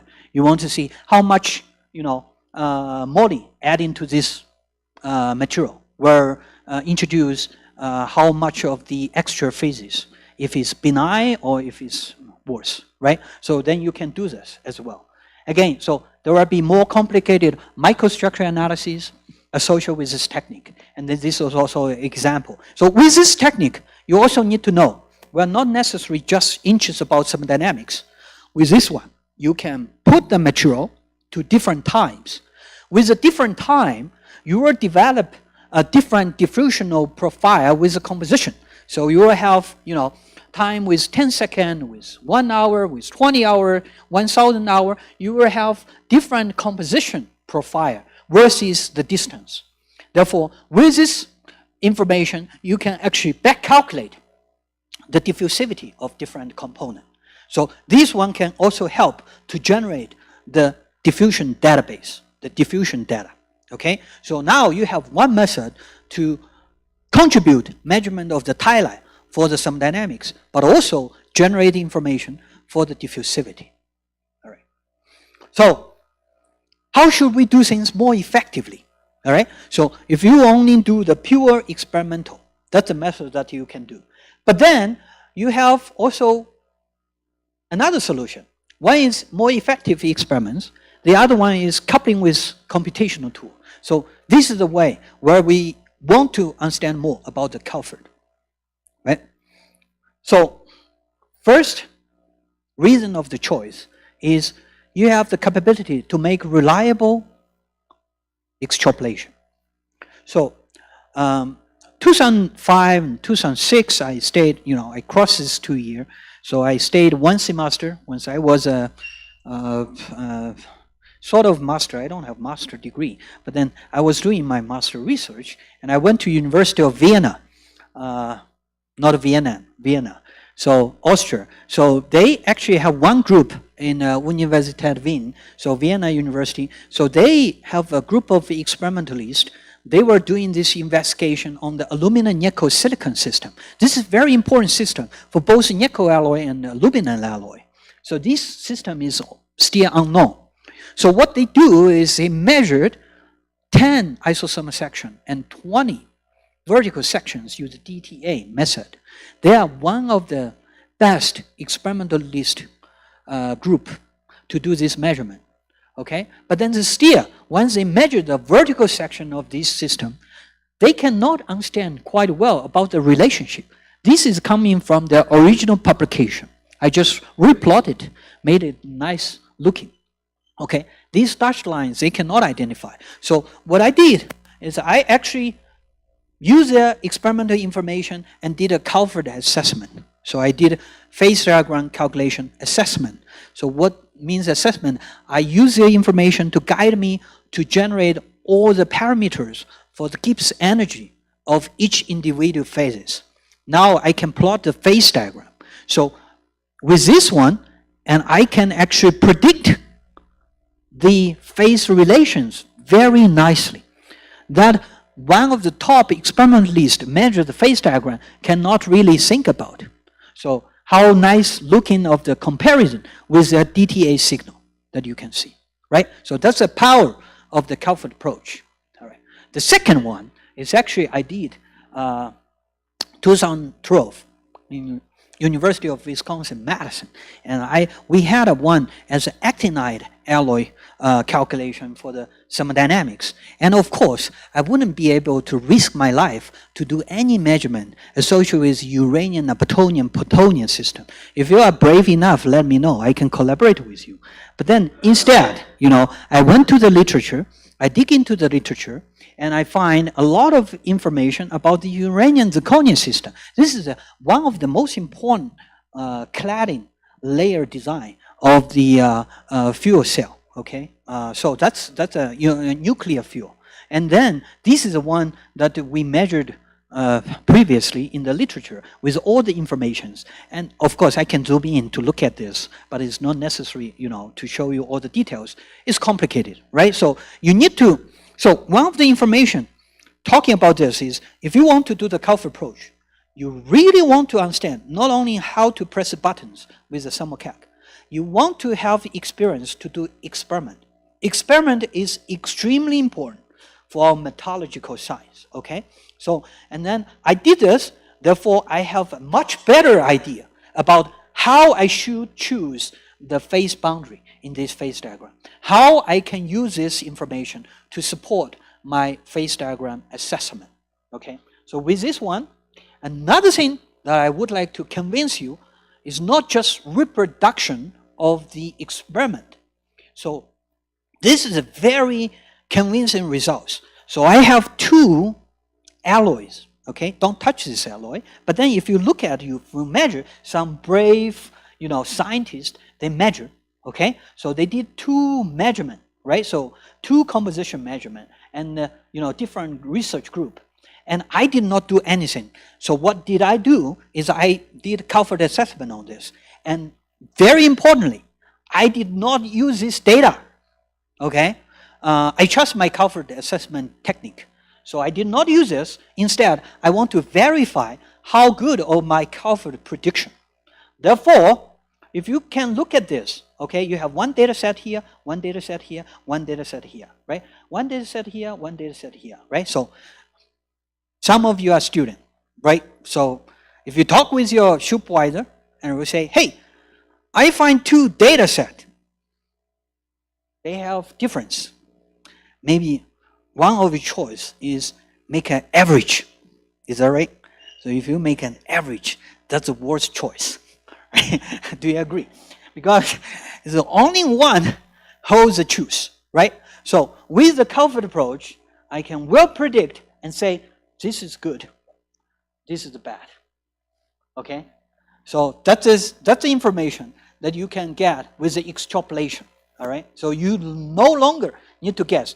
Again, so it depends. I'm not self-advertising that I'm a good person doing CALPHAD assessment, but indeed, if you have two different people and then two different person and one person is good at CALPHAD assessment, the other one is bad, you may reach with the two different predictions. So CALPHAD assessment is also, very important for people to learn the technique. And of course, linking with some of the questions with AI, nowadays, some people start to use AI, the automation, to do the CALPHAD assessment. But I still see a long time to go, right? So with some of the things. Some of the simulations are really tricky. Another thing is like, dangerous with experiments. We still did, there is a misspelling, sorry, molten salt. Okay, so this is very challenging for experiments. Argonne Nation Lab and all different nation labs, Oak Ridge Nation Lab, they want to figure out how to face relations. But with CALPHAD, you can actually make very nice predictions with the molten salt. Molten salt is not only important for the nuclear engineering. Molten salt nowadays, the battery, with all the electrical card, you need to use battery. If you want to refine the battery, recycle the battery, you have to put the material into the molten salt to extract all the metals from this, right? So to do the recycle. So that would be a very important topic as well. So phase diagram in metallurgy and materials, we talked a lot about alloy development and processing optimization. That's one of the things that people used early on. I talked about the landing gear. So this is F53, landing gear steer. And then if you can see, you don't need to worry how people were getting the composition of the material. Because reproducing this material with the desired properties, you have to figure out how to process it. This is a processing map with first step quenching and certain temperature, and then double quenching, and then heat it. It's too complicated, right? You cannot easily duplicate. All right, I give you a composition, may not necessarily you reach the target of the properties. So people behind this use very much of these vertical sections, multiple phase diagram calculation, CALPHAD database to making sure that you produce such a kind of qualified alloys. This is one example.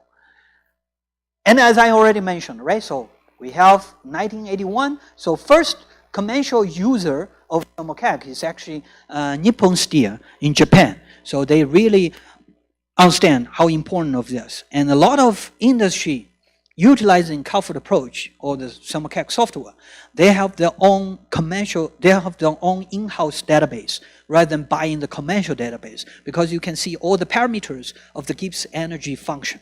Therefore, you can change and modify and utilize it for your new materials design, right? And then 1994, they start to develop a dictionary of the thermocalc company. And as I already mentioned, 2011, they start to develop TC Prisma. And then there is a successful innovation of the alloys for the iPhone 6 to 6S.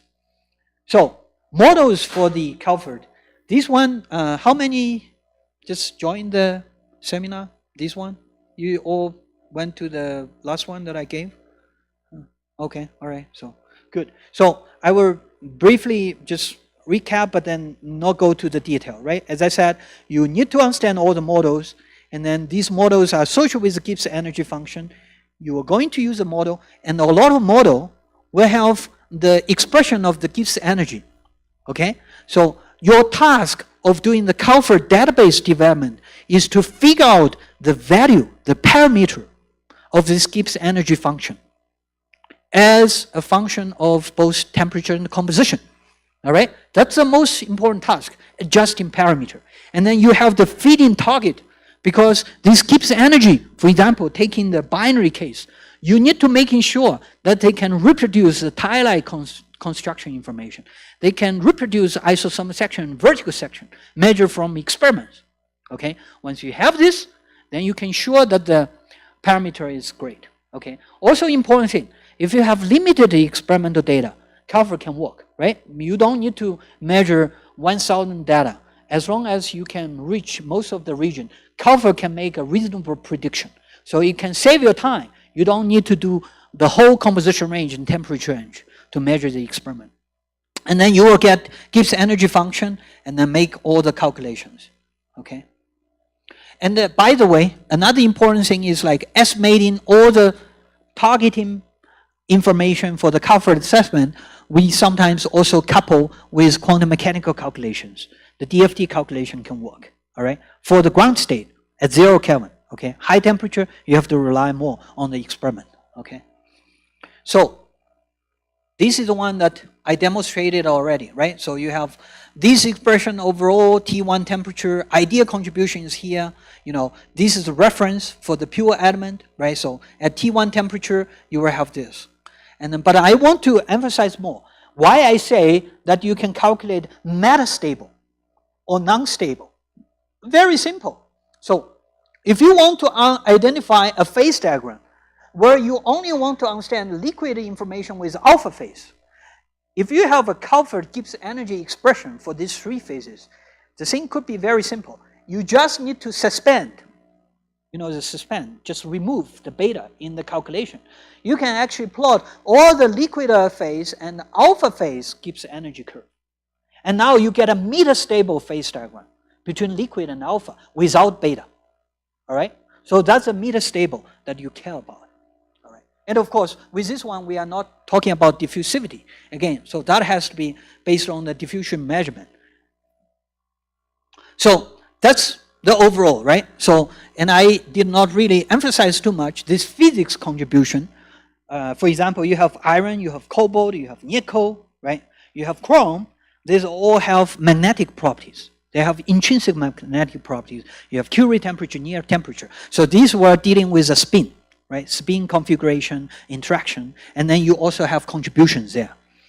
What's more, if you deal with nuclear, if you have nuclear dose into the material, these can also contribute. You can estimate, you can build a function of energy as a function of energy dose from the nuclear. And then if you have irradiation, you can also model within the CALPHAD approach. You can also estimate, well, how much energy dose, okay, you're going to change the phase equilibrium information. That's the thing that you can also do. Mechanical, with high pressure, low pressure, you always can go to the physics expressions. That's very powerful, right? Okay, so as I said, the modern concept of the CALPHAD approach will be based on the atomistic modeling simulation. Because low temperature, you are not going to heat a steel at room temperature for 3,000 years in order to get information, right? So you only need to tend to the calculation from the atomistic modeling. That's what we do right now, okay? So experiments is very important. So we should not close our eyes to do assessment with the CALPHAD. That's a point. That's common why I say you can go to different people. These people can do CALPHAD assessment, but some of the quality would be good, making a good prediction. Some of the CALPHAD database is very low quality. Okay, you don't want to use that because deviation is too high. All right. So what's the relation between thermodynamics and kinetics? So this is a flux equation, right? So diffusion flux. And you have diffusivity here. And then this is a chemical potential in terms of the distance, right? So you are can actually go with all the information coming from the thermodynamics, coming from the diffusion, mobility, and then you can actually estimate the diffusion flux, okay? And also, you can see there are some thermodynamic factor. This is the diffusivity, okay? And then you have to deal with the thermodynamic factor, which is also a function, is identical to the partial of the chemical potential, all right? So, with these ones, as I said, I also introduced, you have the CALPHAD approach, but people want to simulate grain structure simulations and so on. People can further input into some other models. For example, phase field simulation, right? So they can really simulate the microstructure, okay? But then if they only do the simulation with their own method, there is no linkage with the CALPHAD, then that's actually hypothetical. You have to be more careful about this. There are still some limitations with phase field approach. I'm not necessarily covering in this lecture. But then for the thermocalc software, what's the capability here? So that's a kind of long list, right? So you can design and optimize the alloys, right? So basically you can calculate stable and metastable with the phase stability, amount of phase, compositions of the phase, transformation temperature, right? So with the liquidus, solidus, solvus temperature, and then you can also predict the driving force of the precipitation, right? The delta G that we are talking about for the precipitation strengthening. And we certainly can calculate phase diagram. But more important thing is people can nowadays also predict density, thermal expansion. Thermal expansion will be also related to the molar volume, right? So you have two crystals, right? So if it's a pure ideal crystal, right? So you have thermal expansion coefficient related to the molar volume of this crystal, right? So therefore you can estimate thermal expansion. And then you can also do the solidification simulation, which I covered with the cracking susceptibility simulation in the last lecture. And then all these thermochemical data, for example, enthalpies, heat treatment, and activities, right? So thermal properties you can cover. We also can do calculation for the quotient, high temperature quotient, aqueous quotient. So if you ask me, can we do everything? The answer is yes and no, right? So as long as you have the database with the Gibbs energy, with diffusivity, with these fundamental parameters, if these parameters are high quality and accurate, you can predict. If it's all simplified as 0, okay, good luck, right? So that's the information. Well, thermocalc is a commercial tool. It's a company, okay? They have profit. So if you buy a thermocalc software, that's actually not so expensive. It's cheap, okay? But then what they made the profit on is their database. They could have different databases, right? So they can have different versions of databases. These databases are encrypted. You cannot see the parameter because they have people working on modify the parameters with different versions. Then you have to pay with the cash to buy, right? So that's their profit with the thermodynamic calculations and diffusion calculations. So what's the relation I already mentioned, right? Thermocalc is one, thermodynamic dicture is one with the diffusion, and they also have TC Prisma as the precipitation simulation. And with this one, you can calculate TTT diagram, CCT diagram. Anyone don't know TTT diagrams, CCT diagrams? Everyone knows, right? Okay, good. So you have the nucleation, right? So talking about, remember, people use a mean field approach, right? So you're not necessarily go beyond the mean field approach, okay? It's not like location specific, high resolution with the different locations, right? So, and then you have the thermodynamic databases. If you calculate the thermodynamics, we'll have SummerCalc. SummerCalc is a kind of, you know, one thing that I want to also making sure that you know, SummerCalc is a software name, okay? CALPHAD is a methodology name, okay? So don't mix that, right? So, and then SummerCalc also have a SummerCalc module inside of the SummerCalc package, okay? In the SummerCalc package, they have 3 modules, okay? SummerCalc is also a company name. It's already confusing enough, all right? So then you can calculate these phase relations. For example, if you have one alloy composition, you say Inconel 718 or some other superalloy, you can calculate the phase composition or phase fraction. This is phase fraction versus temperature, right? And you know, oh, at certain temperature, I can avoid the mu phase, right? So, and I have to process the temperature high enough to avoid this mu phase formation because it's detrimental, all right? So this is one that I already covered, right? So you have all the information fit into the assessment of the Gibbs energy function, and then after that you can also calculate them, right? So because you have all the information initially from experiments, and these experiments are not covered the full composition and temperature range. They are critical, but then you use them to drive the optimization of the Gibbs energy function. And then after that, you are continuous function. Now you can back to calculate all of these properties that you utilize for the assessment. In addition, you can do more applications. Coupling with other methods like phase field, coupling with another empirical functions which require you to read the energy of this system or energy of the phases or diffusivity of the phases, right? So the databases right now for the SummerCalc software, they have so many, right? So steels, nickel, aluminum, all of this, and slags, as you can see, these are covering with oxidation of the steel, and then they also cover about ceramics, semiconductors, and so on. And of course, depending on the people's interest, but also depending on the challenging of experiments, then you have different level of accuracy for the database. We received the funding from nuclear Department of Energy to develop a molten salt thermodynamic database. You really understand once you do the database development how lean of the data from the experiments, because it's very hard to measure all of these relations, right? So there are not so many. And of course, the database quality is not so good, right? So you have to understand this.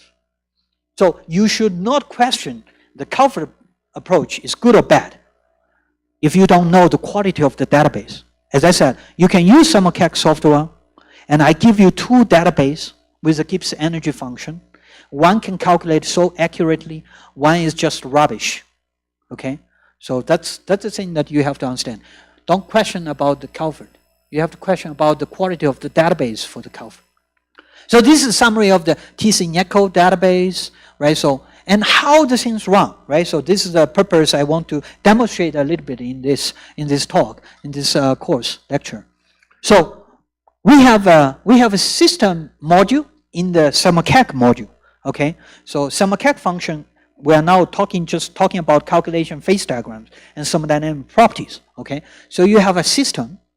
The system will have all the information defined. You want to calculate iron, chromium, nickel. You have to put iron, chromium, nickel, 3 elements into the system module. And then you'll go to the data module. The data, we're going to say, you define these elements. Now I know, the computer knows, okay? And then they say, oh, I now fetch the information of the Gibbs energy from SummerCalc. This is the Gibbs, okay? So it will read the information. Why it has the information with the Gibbs energy? Because you supply with the TDB file. Everyone download my TDB file, right? So if I open this to you,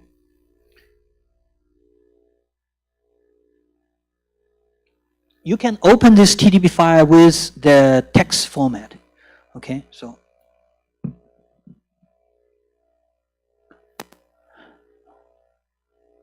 as you can see, this is an aluminum zinc, right, system. And then people love cash, so use the dollar as a command line, okay? So nothing will read from this line if it has a dollar sign at the front, okay? So that's a kind of a node. So this is the database developed in 2011 by someone. You can type whatever, okay? And then this is the element, right? So you have this database as a aluminum zinc, right? So this is a crystal structure at room temperature, right? So, and then you have this atomic weight and then enthalpy of mixing, enthalpy of formation for this pure element, and then entropy, right? So there are different reference. For the enthalpy of formation, you're talking about room temperature, okay? But for the entropy, you're talking about 0 Kelvin, okay? Because 0 Kelvin has 0 for the entropy, right? As a kind of, you know, the fundamental law of thermodynamics, right? So then you have different reference. And here are the functions. As you can see, GHSER aluminum is aluminum. So HSER. SER is standard element reference, okay? Just a kind of a common notation.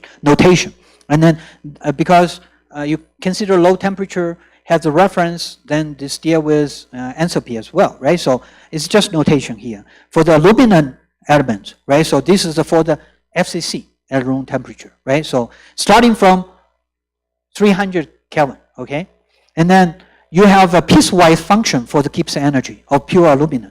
So this is, you know, until 300 Kelvin, okay? And then you may stop at the middle 700 and then 600, 933, okay? But then, remember, so we model the Gibbs energy.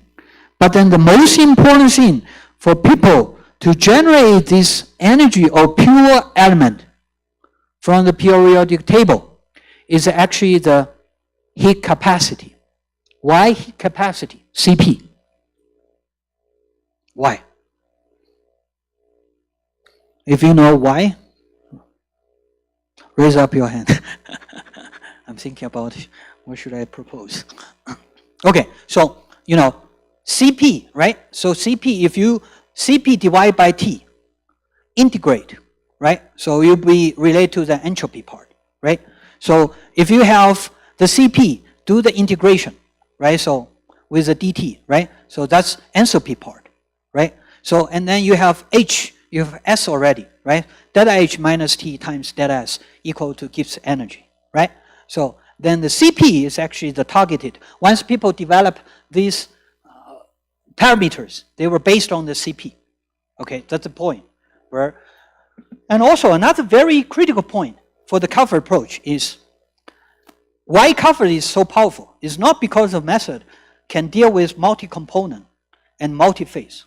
It's because in the year of 1991, people start making a very smart decision. So we were going to use the same Gibbs energy function for all the elements in the periodic table.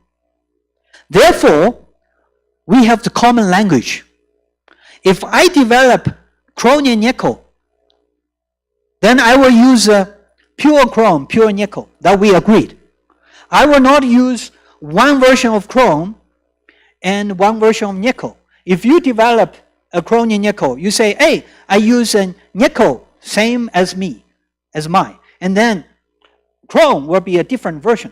That's a problem, because if you want to develop a database for the iron chromium nickel, then we'll say, hey, you are good at CALPHAD. I'm better with CALPHAD. I want to use chromium nickel. However, my chrome is actually better for iron chrome. Okay? That's become a problem. Then people are different using the pure element Gibbs energy function. Then we cannot build a database. We cannot build a big database, right? So that's the point. So people in 1991, they made a smart decision. So regardless how good of the pure element Gibbs energy function, these ones, they all agreed. So these are not perfect ones. Actually, at low temperature, the quality of this energy function is bad. Okay? Because once they developed a CALPHAD approach, they were looking at high temperature. They started with steel because is the product related. Okay, high temperature, that's important. Okay, so but of course nowadays people also switching gears. They now want to refine all the databases for the pure elements. But then there is a long time to go because all the conventional database already based on this old version. If you want to change, the pure iron keeps energy. What do you need to change? You need to change every binary and ternary relate to this pure iron. That's a nightmare, right? That's also the reason why people now start to believe that AI automation assessment with the CALPHAD can help quite a lot. Okay. Does this make sense? Good. All right, so with the dicture module here, right? So this is again the diffusion function that I talked about, right? So you have boundary conditions, you have diffusivities, calculations, and then these are the parts come from the Gibbs energy functions, right? So we talking about different systems, binary, ternary, and multi-component, and then we feed into here, and then you can make calculation for the diffusion. All right. So the dicture and the simulcalc. Dicture is a module for the diffusion. They are based on the same methodology, CALPHAD methodology, right? So you will do the assessment of its Gibbs energy. You will do assessment with the mobility of individual elements, and then these ones usually relate to the tracer diffusion coefficient with this function, as you know. Okay. So how looks with dicture simulation? For example, Kirkendall effects. With porosity predictions, people can measure with the shifting of the porosity distribution, and if you have the dicture function, and then you can actually predict the location of pore formation. This is 10 hour, 100 hour, how you can predict. And then this is a conventional alloy. This is one of the study published Carrie Campbell from NIST in US. And then this is a predictor with a shifting of the pore formation with the Kirkendall effects. Another thing is like, case study where you say some of the segregations. This is one of the examples that simulcalc always show. This is come from one conventional steel company from UK, okay? So they are actually interested about learning the segregation. They have a multi-component steel. These are the major steel composition, right? So iron, of course, manganese, silicon, carbon, right? And then they also have phosphor, okay? So they would like to understand why the phosphor with the peak is actually drifting. It's different from silicon and manganese. Why? What's the reason? After certain heat treatment, okay? So that's the reason why they do the simulcalc simulation. So with the simulcalc software, you can use a dicture model. So you can define the cooling rate, because if you do the production of the steels, you know the cooling rate, right? The cooling rate is 0.2 K per second. Once they observe this segregation happens, right?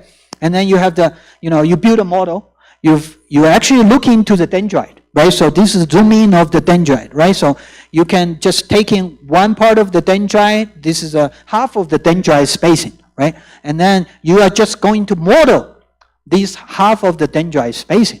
And then you look at the initial as a liquid phase, all right? So what they have with the composition is with 0.4 carbon. This is not iron-carbon binary phase diagram. This is all the composition fixed, and then as a variation of the carbon, you look at the phase diagram, okay? So the multi-component phase diagram you can calculate from simulcalc. And then at the beginning of the processing, you have liquid go bypass with 0.2 K per second, and then you can experience phase transformations, all right? And then you can predict the phase fraction of the solid phase versus time through the simulcalc simulation, okay? As you can see, the BCC comes, right? So at this stage, and then you will be going to have a very small part, right? And then you're going to transfer to the FCC. That's actually consistent with your calculation of the phase diagrams, okay?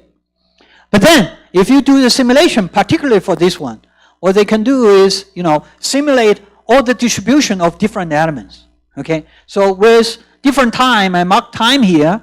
So starting from, 100, this is second, okay, unit, right? So until around 1 hour. So distribution of different carbon, manganese, silicon, phosphor. Because you measure from experiment, see the peak of the composition of phosphor drifting.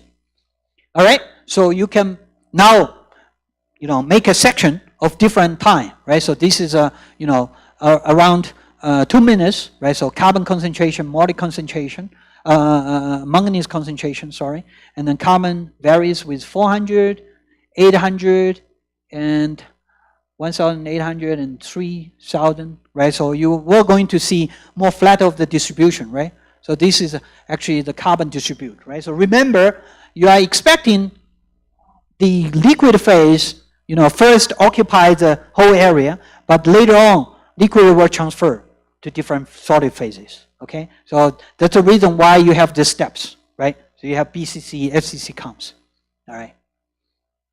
And then in order to answer this question, you can actually now go to the different time of the simulation.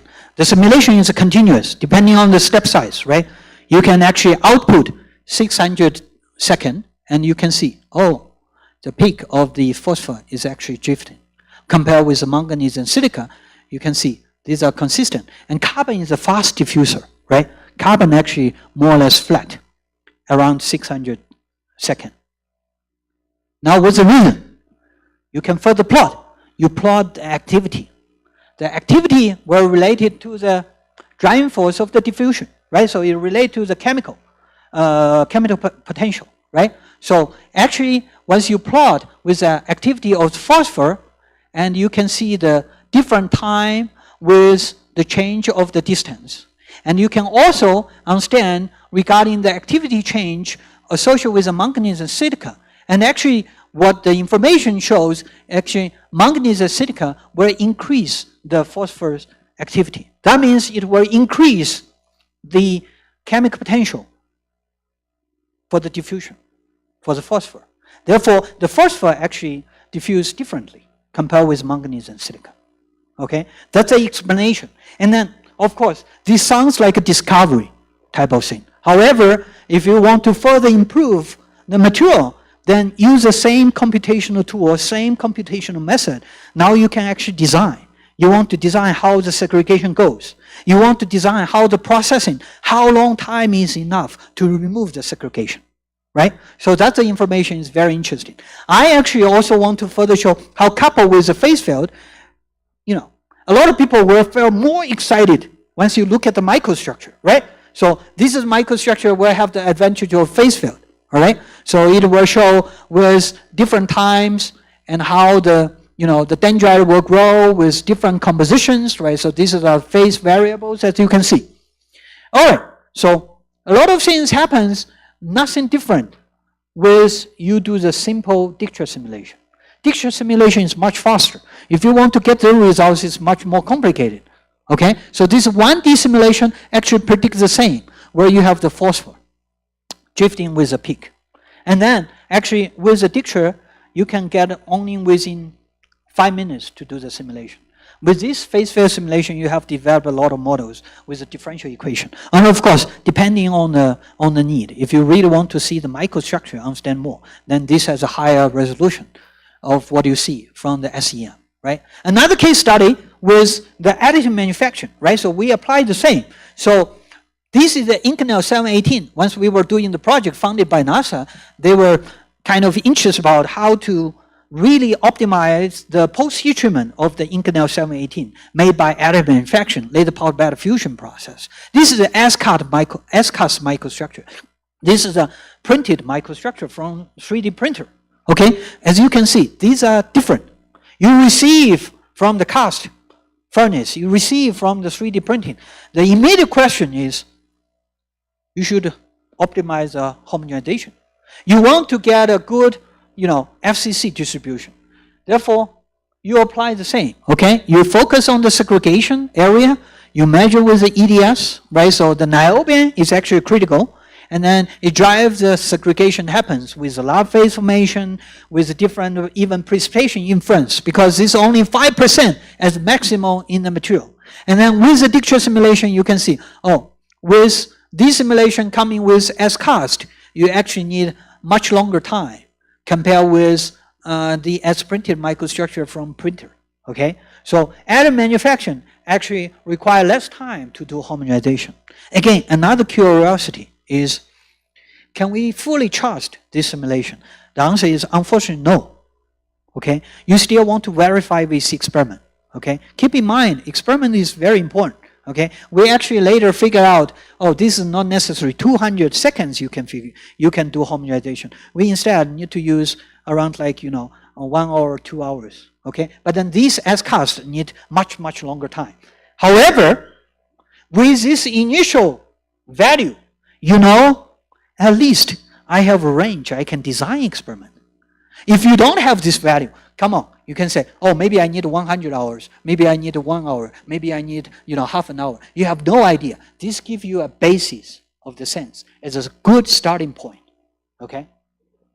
All right, so I'm trying to say that, I'm a person sells a watermelon, right? So every watermelon is delicious and sweet, but it depends, right? So not always say everything is perfect. So input output of the precipitation module, this is all the input for the precipitation, alloy composition, temperature, simulation time, right? So how long time you need to do simulation, thermodynamic data, kinetic data, all the database information, and then you can get nucleation size, grain size. You still need to take care of because you need to evaluate, how the boundary of the simulation, right? And then dislocation density. So you are also having some tricky, numbers to put into. One of the tricky number actually influence very much with a precipitation simulation is interface energy. However, interface energy, unfortunately, it's very hard to measure. No one can precisely measure that. So sometimes people use as a fitting parameter if you want to do the simulation. And output could be a lot of information. As long as you can measure, you can actually predict, okay? So this is some basic equations. I don't want to lose all the audience, but then you can check also from the textbook, right? So this regarding the growth and all the information regarding the thermodynamics and diffusion are mentioned here. As I said, interfacial property are one of the key property input for this successful simulation, okay? So this is the summary. With the thermocalc dictionary module, you can support it with the simulation. And then, as I said, if you do a simulation with the precipitation, right? You put in certain isothermal temperature, how much longer time you can predict the secondary phase. You can do multiple different temperature. And now you get a what? You get a TTT diagram or TTP diagram, okay? If you input with the cooling temperature profile, okay? I say, oh, I do the cast. I have the, the cooling rate as 1K per minute. And then you can actually change with the cooling rate, input of the profile of the temperature, you can get a CCT diagram. But this is for the diffusional phase transformation. If you want to do simulation for the multicyclic, you have to couple with a diffusional, with a diffusionless phase transformation. Because this is a whole diffusional, okay? So that's important. There are also some modules predict the MS temperature in the thermocalc as a physical properties. So I think I'm become a little bit thirsty, so I let you to look one of the. Can we hear anything from the audio? I don't think audio plays. I still need to explain maybe. Can we hear anything? No. Okay, so I just quickly show the module that we can see. Let me open this.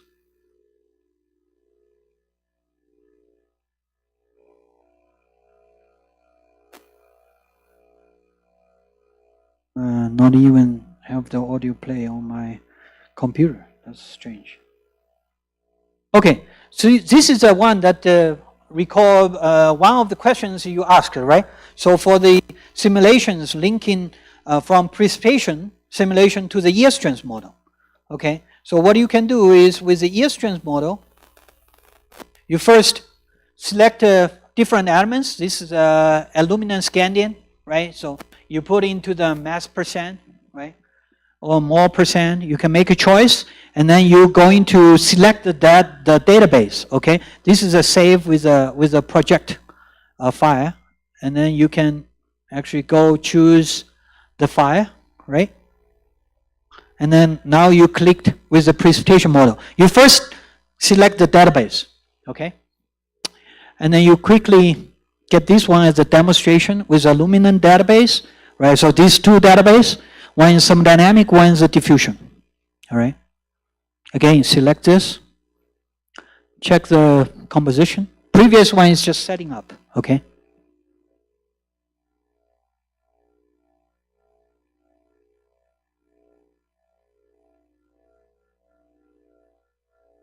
So this is the phase present at specific temperature.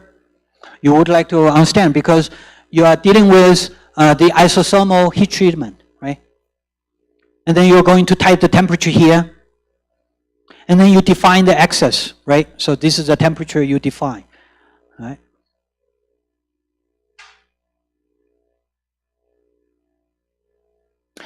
There were some introduction words here. We cannot hear, so. But it's moving with the movie. So if you deal with a constant value, then you should type the constant temperature. If you're dealing with different temperature, with a variation, and then you can set an initial temperature and ending temperature. This is 300 to 700. And then this is pretty much like a MATLAB. So you generate different calculation functions and then linking with each other, right? This is the starting point, right? So confirm with the amount of the phase, because at the beginning you have FCC as a matrix phase. You're considering how much precipitation of aluminum-3 scandium formation, right, in this temperature, at these different temperatures. And then this is the one where you can evaluate, right?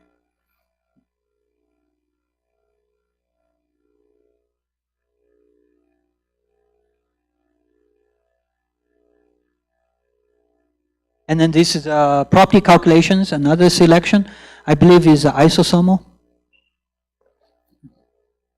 But then you choose the matrix phase with a corrected one that you are interested about.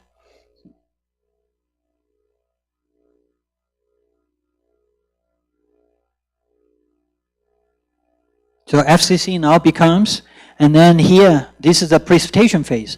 As I said, we care about aluminum-3 scandium, right? So you input into here. And the nucleation size, and then the interfacial energy are the critical parameters. You have to optimize. You can use the define, this value, if you know how accurate from other study or report from the experiments. And then you input the simulation temperature. If you are doing the isosomal, one temperature is enough. If a non-isosomal, you can put multiple. You can also read exactly the temperature versus time input into that. And then you're going to plot with as a log scale. And as you can see, this become a prediction after calculation, okay, with a radius versus time. Mean radius of this as a function of time. So you can make a prediction.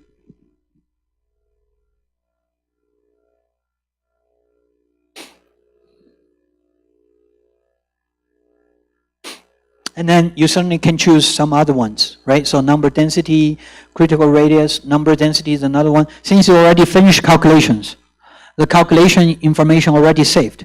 So what you need to do is just generate from the plot, okay? There is a plot module, and you can make different choices. And if you run the plot module again, so this is actually number density of the precipitation. As you can see, happened around like 100 seconds.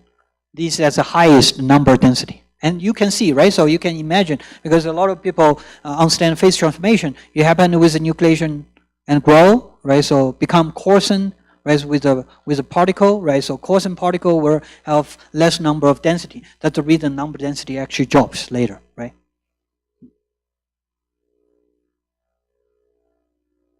And then the good thing about this is you can also, based on the calculation, you can generate more plots. As long as you can identify, you can actually, based on that, to generate.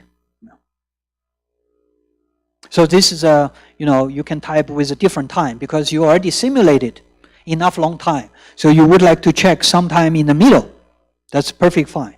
And you can type, 5, 10, 100, etc. with a different second. The unit is always second, okay? And then you can all plot them together. You can see the different time will varies with the different output of the number density. Okay. And then this is a radius compared with experiments. Okay.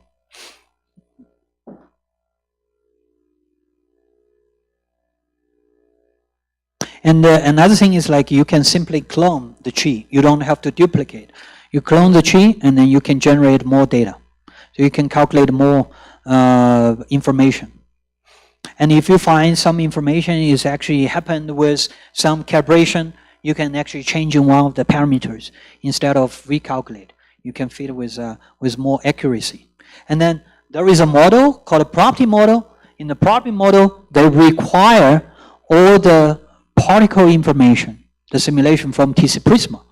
So you can actually, further run the plot, go into the yield strength model, because these are, all based on the nucleation and growth simulation of the particles. And actually now you can predict the yield strength based on the results. And it actually happens with, you may have different time, different temperature, and you have different microstructure configuration. For different microstructure configuration, you are going to have different yield strength value. Therefore, you can have yield strength metrics to identify which processing parameter is the best, right?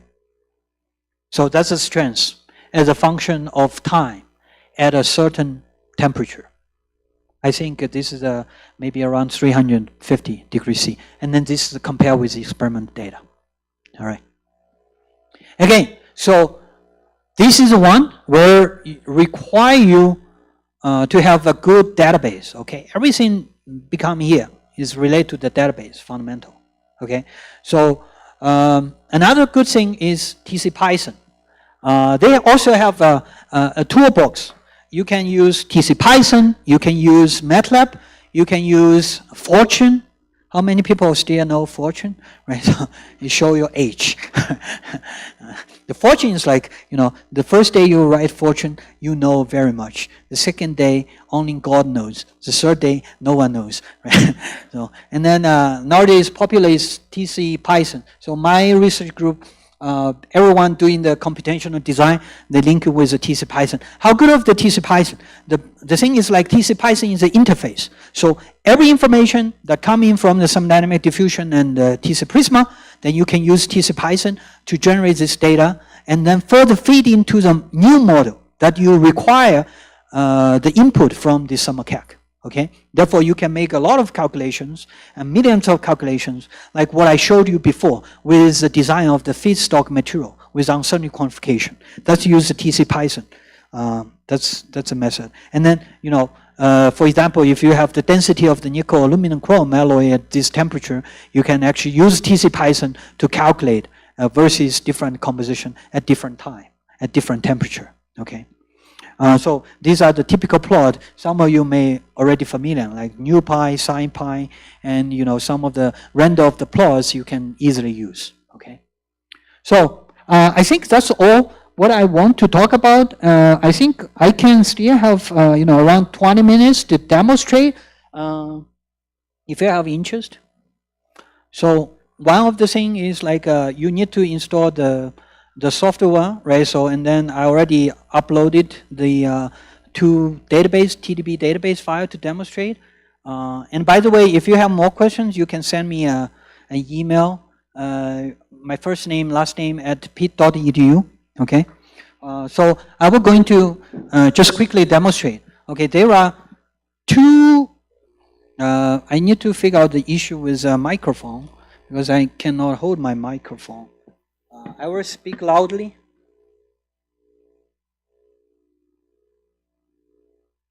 So this is a opening of the software. Can you hear clearly? A little bit difficult, right? So from the end, can you see that? Sorry, can you see? Okay, more or less. All right. So there are two different modes. One thing is like it's like a stupid camera function, right? So a lot of people using that. It's a graphical mode. Graphical mode is basically really simple. So they made different kind of functions: single point calculation, phase diagram calculation.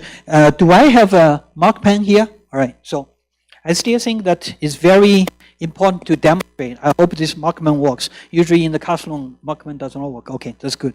So keep in mind, people wrote the software, okay? And then they commercialize it. That means they want you to easy use the software. All right? So it's not difficult to learn and starting. Okay, then you have YouTube channel. You can actually pretty much self learning some of the code by yourself. Okay, so I just want to illustrate how simple that they can plot the phase diagrams. Okay, so if you first calculate something, and I say, oh, I want to calculate a phase diagram. Okay, I'm going to ask you one question because you are close to me. So I say I calculate phase diagram. What are you going to say? Response to me.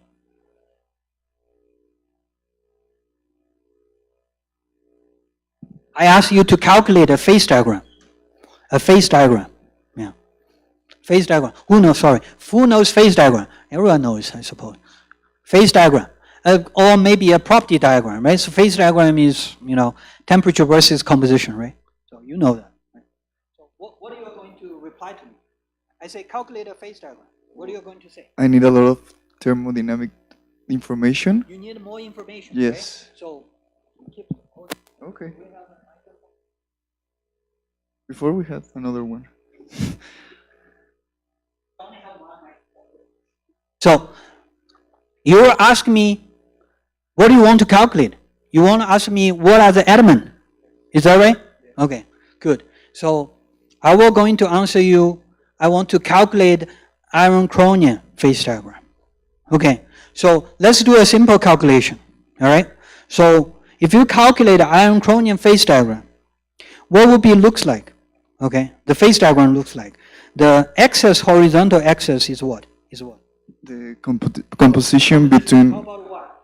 the temperature. The temperature, right? So that's simple enough, right? Yes. Okay. So remember, we have the conversation between humans, right? So now we're using the software, right? So in the software, what you do is you type into the software, right? Interacting. So in the software, you will first go to a sys. So I should no. It doesn't matter if you did not download. Okay, so I think it's way more important. I only have 20 days more. I have a new license. So you see, it's very simple. They first show you a sys module. You always, if you don't know how to do it, you always type a question mark. There have numbers of commands that you can choose. Okay, some of the calculations is routinary. Okay, so I switch to console mode, command line by line. I think this is more professional calculations, but easier to understand because if you understand this, graphic mode is just a piece of cake. Okay, so let's talk about more advanced. So Go data. So what is Go data? So look at this. Go data.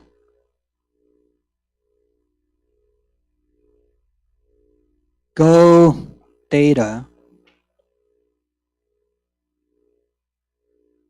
So Go data is, you see, if we find Go data, if you have a good eyes, Go data, if you go to module, you have to go to module. I should type much better, you know. I should go to module because you have different choices, right? Go to module. I can just type go, okay? I can all type go M. You understand? So it's simple. As long as you can type a command that let computer software to know the difference from other command, that's fine. You can choose any. And then underline and hyphen are the identical. Okay? So I can go to module, type 4 command, or go hyphen M, or go underline M. It doesn't matter. Okay?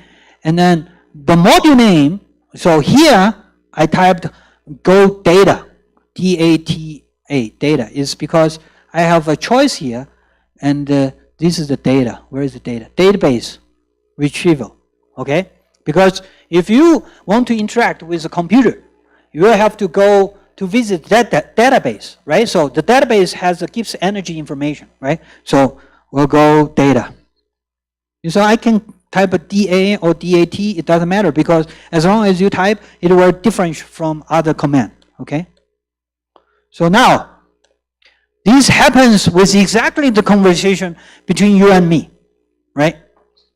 So you will say, I need to define the system, okay? So I'm going to define the system, okay? You type. So what are the elements in the system, right? So I can say, I have iron and copper, okay? I can type iron and copper, okay? So you get iron and copper in the system. Now you have to get data, achieve, right? So now you have one command called get data. If you want to understand better about what exactly these mean, so you can type question and follow with the command get data. It will have explanation. You see, that's a help, right? So we can type get.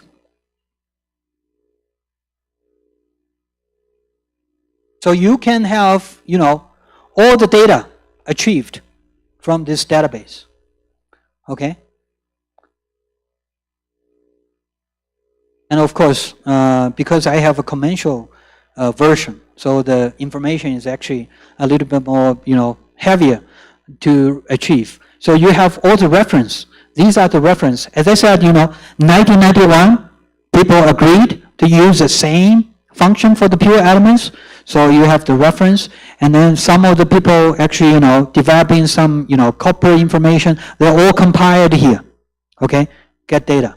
So you are now in the system module, and then you go to the data module, and you achieve the data, right? So, and what the next? You want to plot, right? You get the things, you want to plot, look at the whiteboard, you want to plot, okay?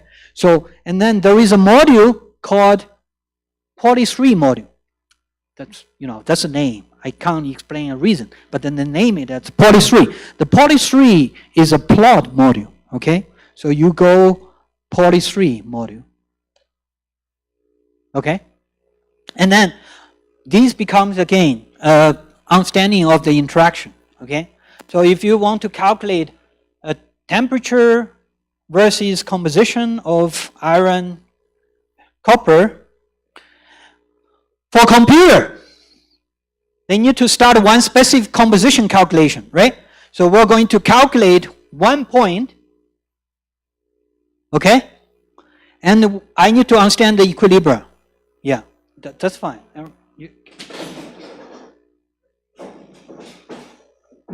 On the back, you can see, right? Yeah. Okay, that's good. And then you can calculate one, right? So this is a single point calculation. Single point calculation.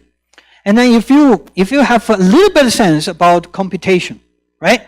So what we need to do is now you have to define the axis, okay? Also define the axis. You will define horizontal axis as the composition of copper, and you have to define the vertical axis of temperature as a Kelvin or degree C, it doesn't matter, okay? Default option is Kelvin.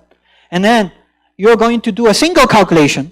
After single calculation, the software will be able to calculate at this particular composition, particular temperature, you will have the phase exactly showing up here, how much phase and so on, right? And then remember, the degree of calculation here is C minus P plus 1 equal to F.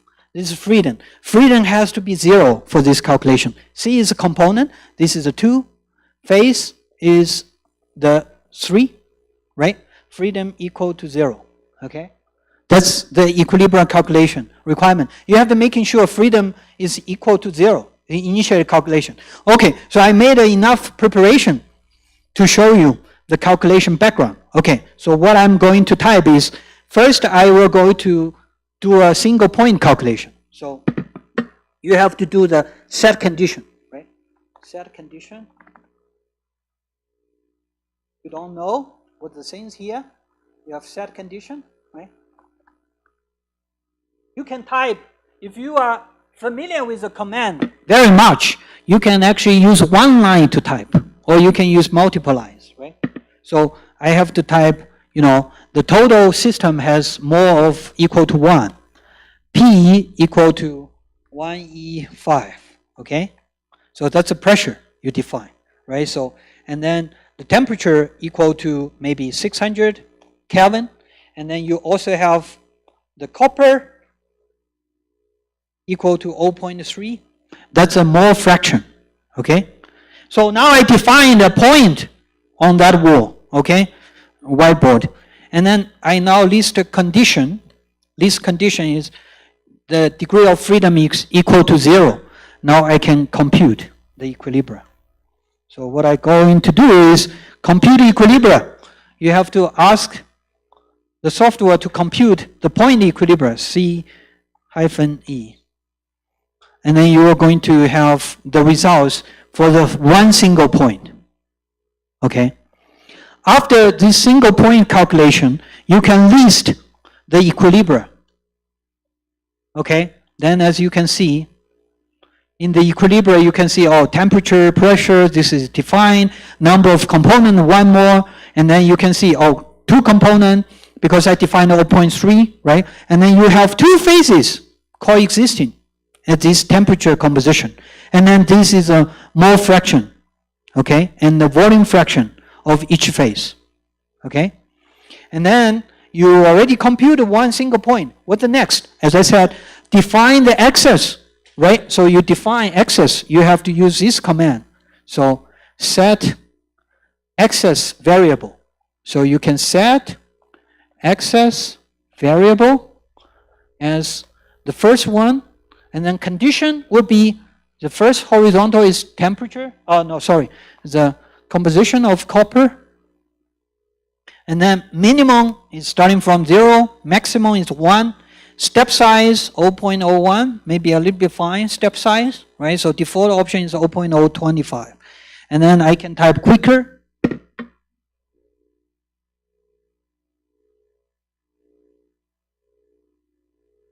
So what does this mean? What does this mean? Sorry. Yeah. What does this mean? Set axis variable, the second one, as temperature, right? And then the minimum temperature is 3 Kelvin, maximum 3,000 Kelvin. Step size is 2. You can type the single line if you are familiar, right? So, and then now we need to have a function to generate. So I need to ask the computer software to say, I want to ask you to calculate starting from here, go to this direction, or to positive direction, go to this direction, to negative direction. So I will use another command. I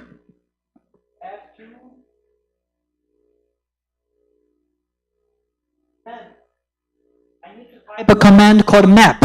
Map means now you are my slave. You have to do all the calculations.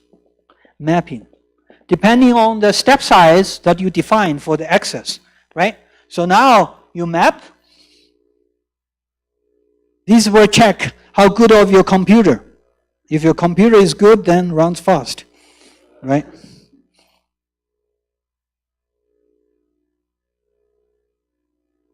My computer is not that good. Okay, all right. So now the Poly3 module actually deal with the calculation. The thing was saved into the Gibbs function as a Gibbs mode, okay? So now, after I ask you to do calculation, what are you going to do with the plot showing? So you go to another module called post module. So post module deal with the plot, okay? So again, in the post module, because you already have the Gibbs function generated all the calculations, you want to generate the diagram calculation. So what you have is like define the axis, right? So you can have set another type of axis you want to repeat, right? So mole fraction of copper, temperature is degree C, and go with the plot, right? Hopefully you can generate the correct plot.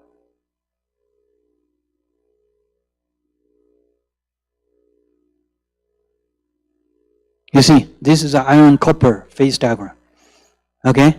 So you want to see the tie line, you can render it, set tile line density, okay.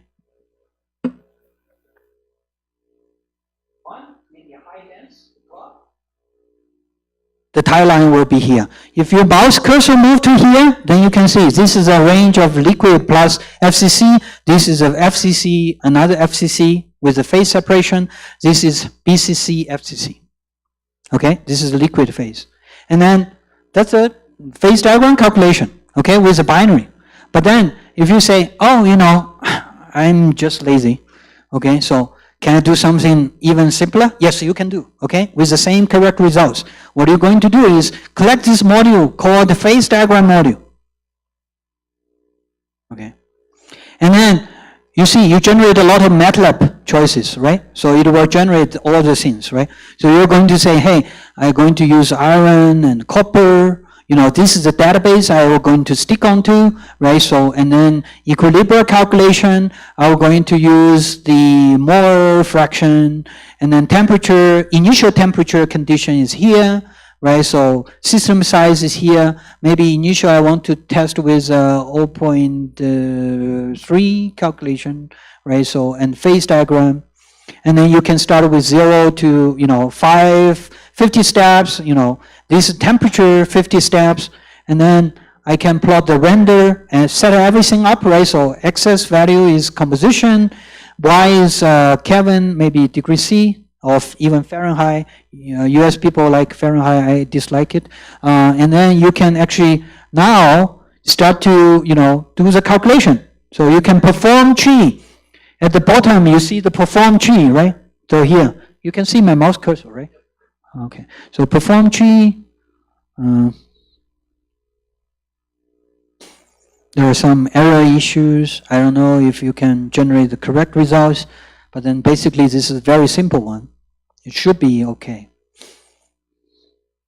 Because some of the calculation can get failed with the single point calculation in the beginning.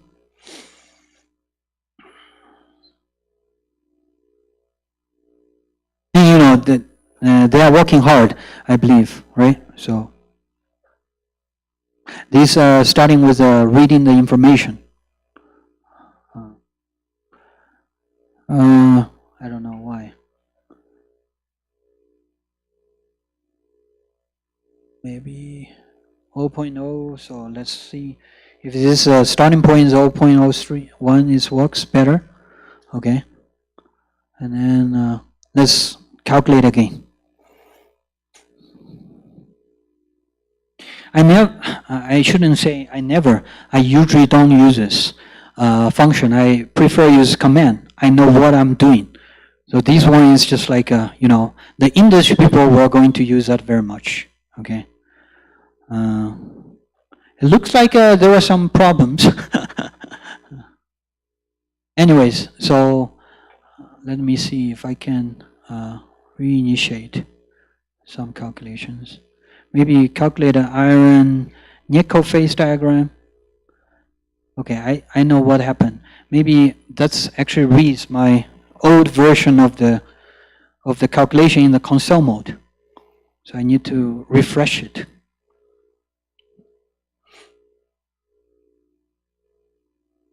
Do you have any questions regarding this? I think the time is up. I don't think that I'm going to demonstrate too much more. Seems like a lot of people has not really download.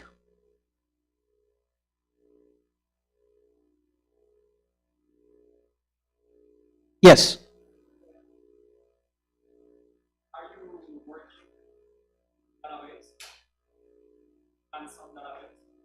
Oh, you mean at this time, do we have any activities to expand some database? Yes, it depending on the funding actually, because nowadays, you know, we have commercial software company like Simulcalc, CompuServe, all of these cover software company, they are developing their own database. But then if we don't have a good quality database, we'll introduce some of our in-house database. That's the database that I showed you with the TDB file. And yes and no. Developing a database requires a good skill set with a CALPHAD assessment. So we usually train the students to develop the database. That's actually, we're talking about 4 or 5 years effort. So if there is no funding available, we'll use our spare time to develop database, and specifically is oriented by the interest of the alloy design. If we, for example, high entropy alloy is one of the things that people are interested about nowadays, and we may just developing an ad hoc database for the high entropy, right? Yeah, but then again, so this is associated with time effort. So I instead of calculation iron copper, I calculate a aluminum silicon system, and as you can see, this is a simple eutectic. You can see, that calculation really does not require you to interact too much with a computer. So you can automatically calculate. And then if you want to calculate another, things, for example, like a ternary phase diagram, there are some, methods that you can easily say, here, you have ternaries, okay? So you also have ternary function to calculate. That will generate one, and then you can calculate aluminum, maybe iron and silica, right? So hopefully you can calculate it well. And then you can composition iron, silica, right? So, and you can have more fraction, right? So, and then through this you can, perform tree calculations. And I forgot to set it, what is the isosum section? Maybe there is one temperature default option with the temperature. And then you can later go to the plot render to show the phase diagram. Okay, another question while we're waiting for my slow computer to calculate. Do you have some question? English or Spanish? I can translate for you. Are you in Chinese?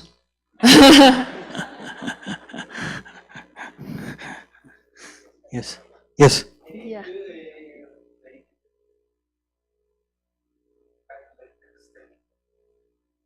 Say it again, refine. Sorry.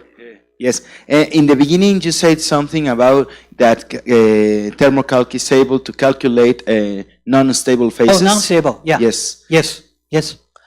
You can do that. What you can do is just very simple. If you don't want to include one phase in the poly 3 module, you can suspend that phase. Okay. After this calculation, I can do a very quick demonstration. Yeah. And then, for example, if you see the iron copper phase diagram, right? So that's, if I memory correct, is somewhere here. You have this, FCC 1 plus FCC 2, and then you don't see the miscibility gap, right? So if you suspend the liquid phase, I believe you can see the miscibility gap of FCC. Yeah, that's you can calculate. Yeah. Or in the iron chromium phase diagram, you have sigma phase. I did my PhD degree on iron chromium nickel system, so I know much better. So this is the phase diagram. Okay, this is a sigma phase, right? So this is iron chrome binary. Okay, so so sigma phase require you to wait, like one of the Max Planck Institute experiments, wait 11 years to form the sigma phase of the binary system. So usually what you see, the practical phase diagram is this. So iron chrome. So in the calculation, you just simply suspend the sigma phase in the calculation. Then you can, from this phase diagram, you can generate this. This is a metastable. This is stable. But you have to wait 11 years to see the stable. Right? Hey, you see, without doing too much, we already see. This is a calculation. This is the iron. Iron is horizontal, silicon is y-axis, right? And then this green are the tiles automatically generated, and then this is the ternary triangle. And then you can add label. And then you will do, oh no, sorry, there's a incorrect information. I don't know why. Sometimes, it can generate some mistakes with the add label. But then if you move to here, you can see this is a 3-phase, right? Diamond, B20 and iron silicon 2. Okay. I can quickly demonstrate a metastable calculation for the iron chrome with that one.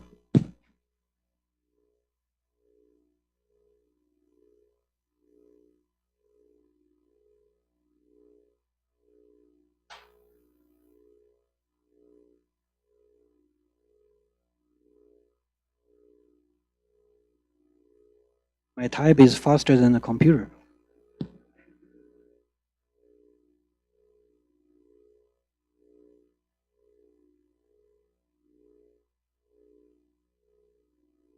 You have suspend, you change status, phase, suspend, right? So, and then all the rest will be the same. Go.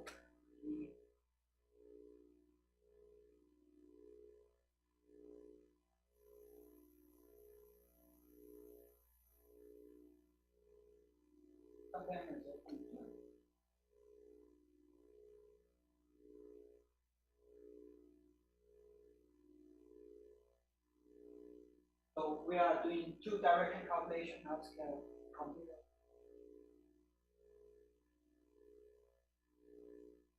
Oh, no axis defined actually. Volume content 0.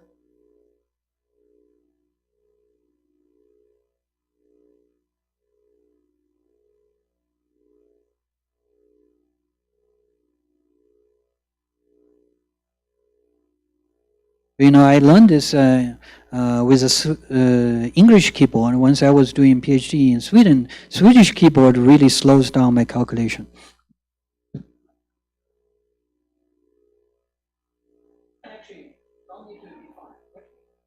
This is a typical trouble with the calculations because some of the low temperature does not really have enough starting point to calculate, so it only shows a high temperature at this moment, but you can easily fix. I mean, not necessarily easy fix. I hope I can fix it. Just pin down a point where look at my mouse cursor here, and then initiate another single point calculation.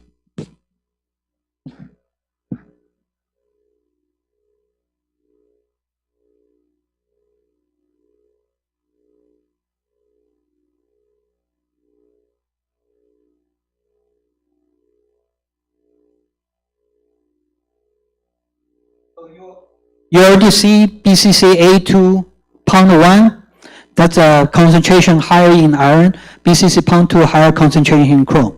As you can see, the chrome information here in the BCC is higher, the iron concentration here in the BCC A2 on the iron corner is higher.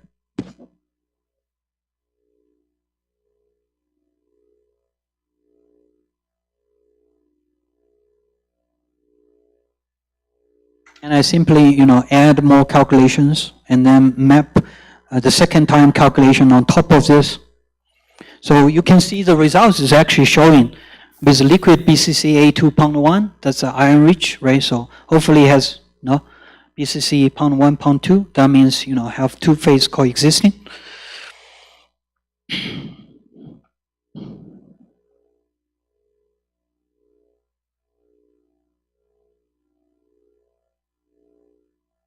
I have to explain my computer is actually new, it's fast. Okay.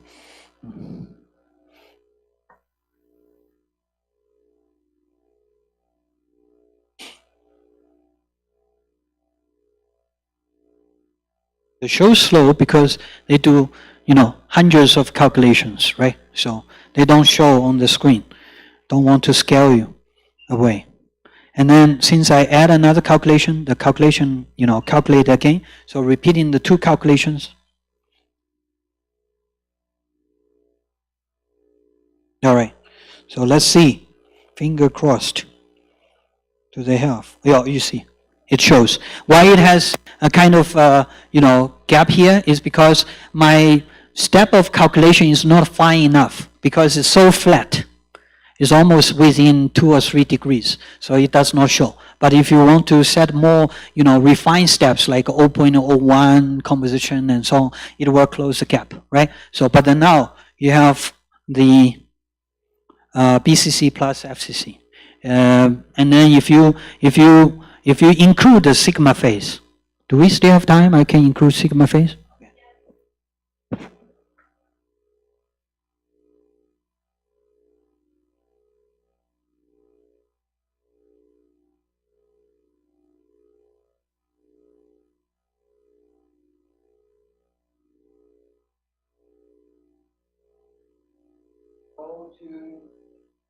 So it's slower than what I expect. Go to poly 3, right? So not, right now I don't do anything, right?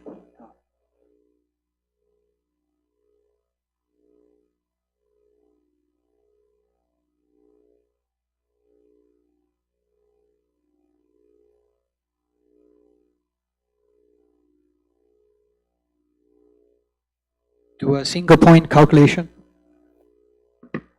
I did not suspend sigma. The only two differences, one includes sigma, one does not include sigma.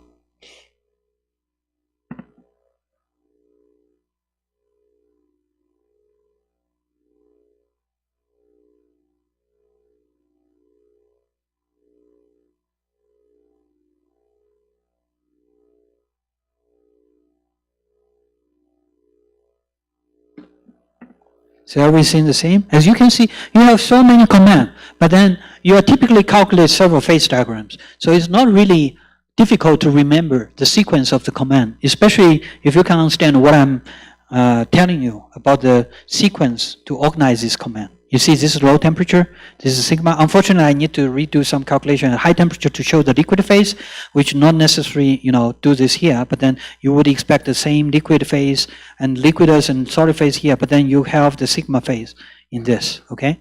So if you see the difference, right? So that's the difference, right? So look at the sigma, okay? So that's the sigma phase disappear in the metastable phase diagram calculations. Okay, you always can ask one metallurgist, say, hey, how to making sure that our material reach equilibrium? That's actually, a question asking the people, say, eggs come first or hen comes first, right? So that's very hard to say, right? So it depending on your reality. And again, so you have to, based on some of the experimental observation, to make a correct choice of the calculations. Maybe some of the things that you understand as equilibrium may not necessarily to be equilibrium, right? So as our life, right? So we always want to be more equilibrium, but we're fair bored. So you want to have some, instability as well, right? So there's a complexity of materials and human life. All right, so I think I can demonstrate more, but then again, you can just Google or YouTube with the SummerCAC. They have a channel to show all the detailed calculations. And then the only disadvantage of the educational version is you can only calculate up to 3 elements. If you want to do a conventional database calculation, you have to get a special license. Money tells the story, so you have to buy the license. That's unfortunate. And then don't think that you can, this is the only tool. You can always go to access open access code in the GitHub. There are open CALPHAD, PyCALPHAD, all of this open source that you can utilize. And the most important thing nowadays is CALPHAD, ICME, machine learning, right? So you can utilize all the tools to be able to generate information, serving the purpose that you want to do the design, and with high throughput computations to help you to design the new material. And also learn experiments, that's more important. Yeah. All right, with this, I appreciate your focus, and then if you have more questions, I'm open to discuss. Yeah.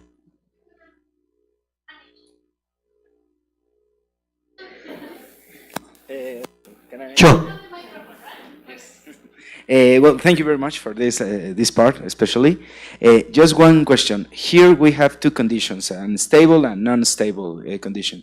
Is it possible to follow an evolution between the 2 of them? For example, I have a metastable condition and maybe increase temperature, increase some variables in order to see how this instability changes and eventually arrives. Yeah.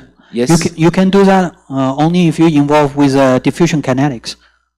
Yeah, that's the one that you may be able to use diffusion module with a dicture, or even further, because sigma is a precipitation. You can use the TC Prisma to simulate. However, you have to making sure that you get the information regarding thermodynamics of the Gibbs energy for both phases, and also diffusivity of the phase. In addition, you have to get some understanding of the interfacial properties, right? So, and all these experiments can help you to calibrate the model. Yeah. Thank you very much. Thank you.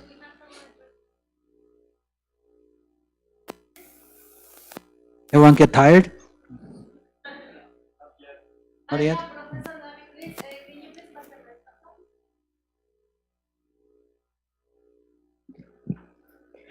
Thank you. Thank you. Two questions about the simulation of dendrite growth.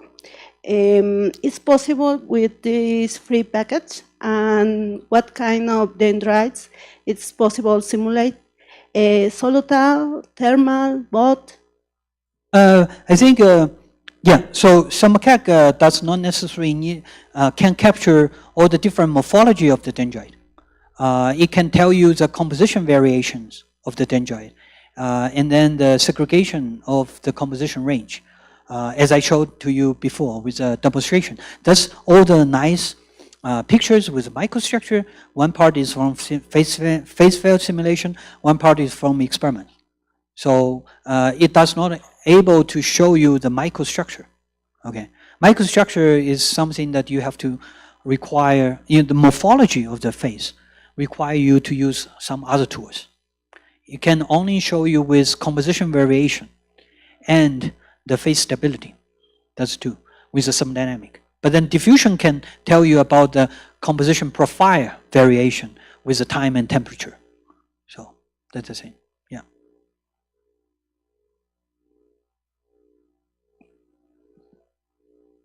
I like this lecture by myself because we have enough discussions. Right? So, and then everyone seems like energetic. You don't feel hungry. I'm not feeling hungry as well. So. Okay. Thank you so much for Thank you. The conference. Is it possible to use CALPHAD to understand chemical equilibrium in aqueous system? For example, yeah, for example, leaching of minerals? Yes and no. If you have the database information that gives energy information, you can do that. So for the SumCAC software company, they have aqueous database. If you have that one, you can apply the calculation. If you don't have that, and of course, if you are familiar with the CALPHAD, with some of basic, you can actually develop a in-house database by yourself with that TDB file that I shared and demonstrated to you. Yeah. Now, a lot of times we are not really go to the regime. You need to predict 100% accuracy. Actually, I don't trust it, okay? So we can't do any 100% accuracy. If people say that they can predict 100% accuracy, either they make the wrong calculation or they want to fool you, okay? So you just need to do some heuristic calculations in order to get some of the general answer and then guide your experiments. I think that's probably the part. Because aqueous thermodynamics, I don't think we have enough data. And actually, that's also the emphasis I said. We need collaboration because people in metallurgy, in metallurgy you have different metallurgy. You have powder metallurgy, mechanical metallurgy, and then processing metallurgy, right? So, and then different metallurgists talking about different need. So that's the thing where if people have fundamental database, they can do. If not, they don't do it. Yeah. But then they also share some similarities. For example. You can see the processing metallurgy, they produce the steel. They have slag system with oxides, right? But then that's become a nature for these companies developing CALPHAD software and database. They also have oxide systems telling about the high temperature corrosion, oxidation. So in the industry developing new superalloys, they actually also use this database, share the common sense. Because, nickel superalloy also has a lot of content with iron. So they actually just extend this database formation. Yeah. Yeah.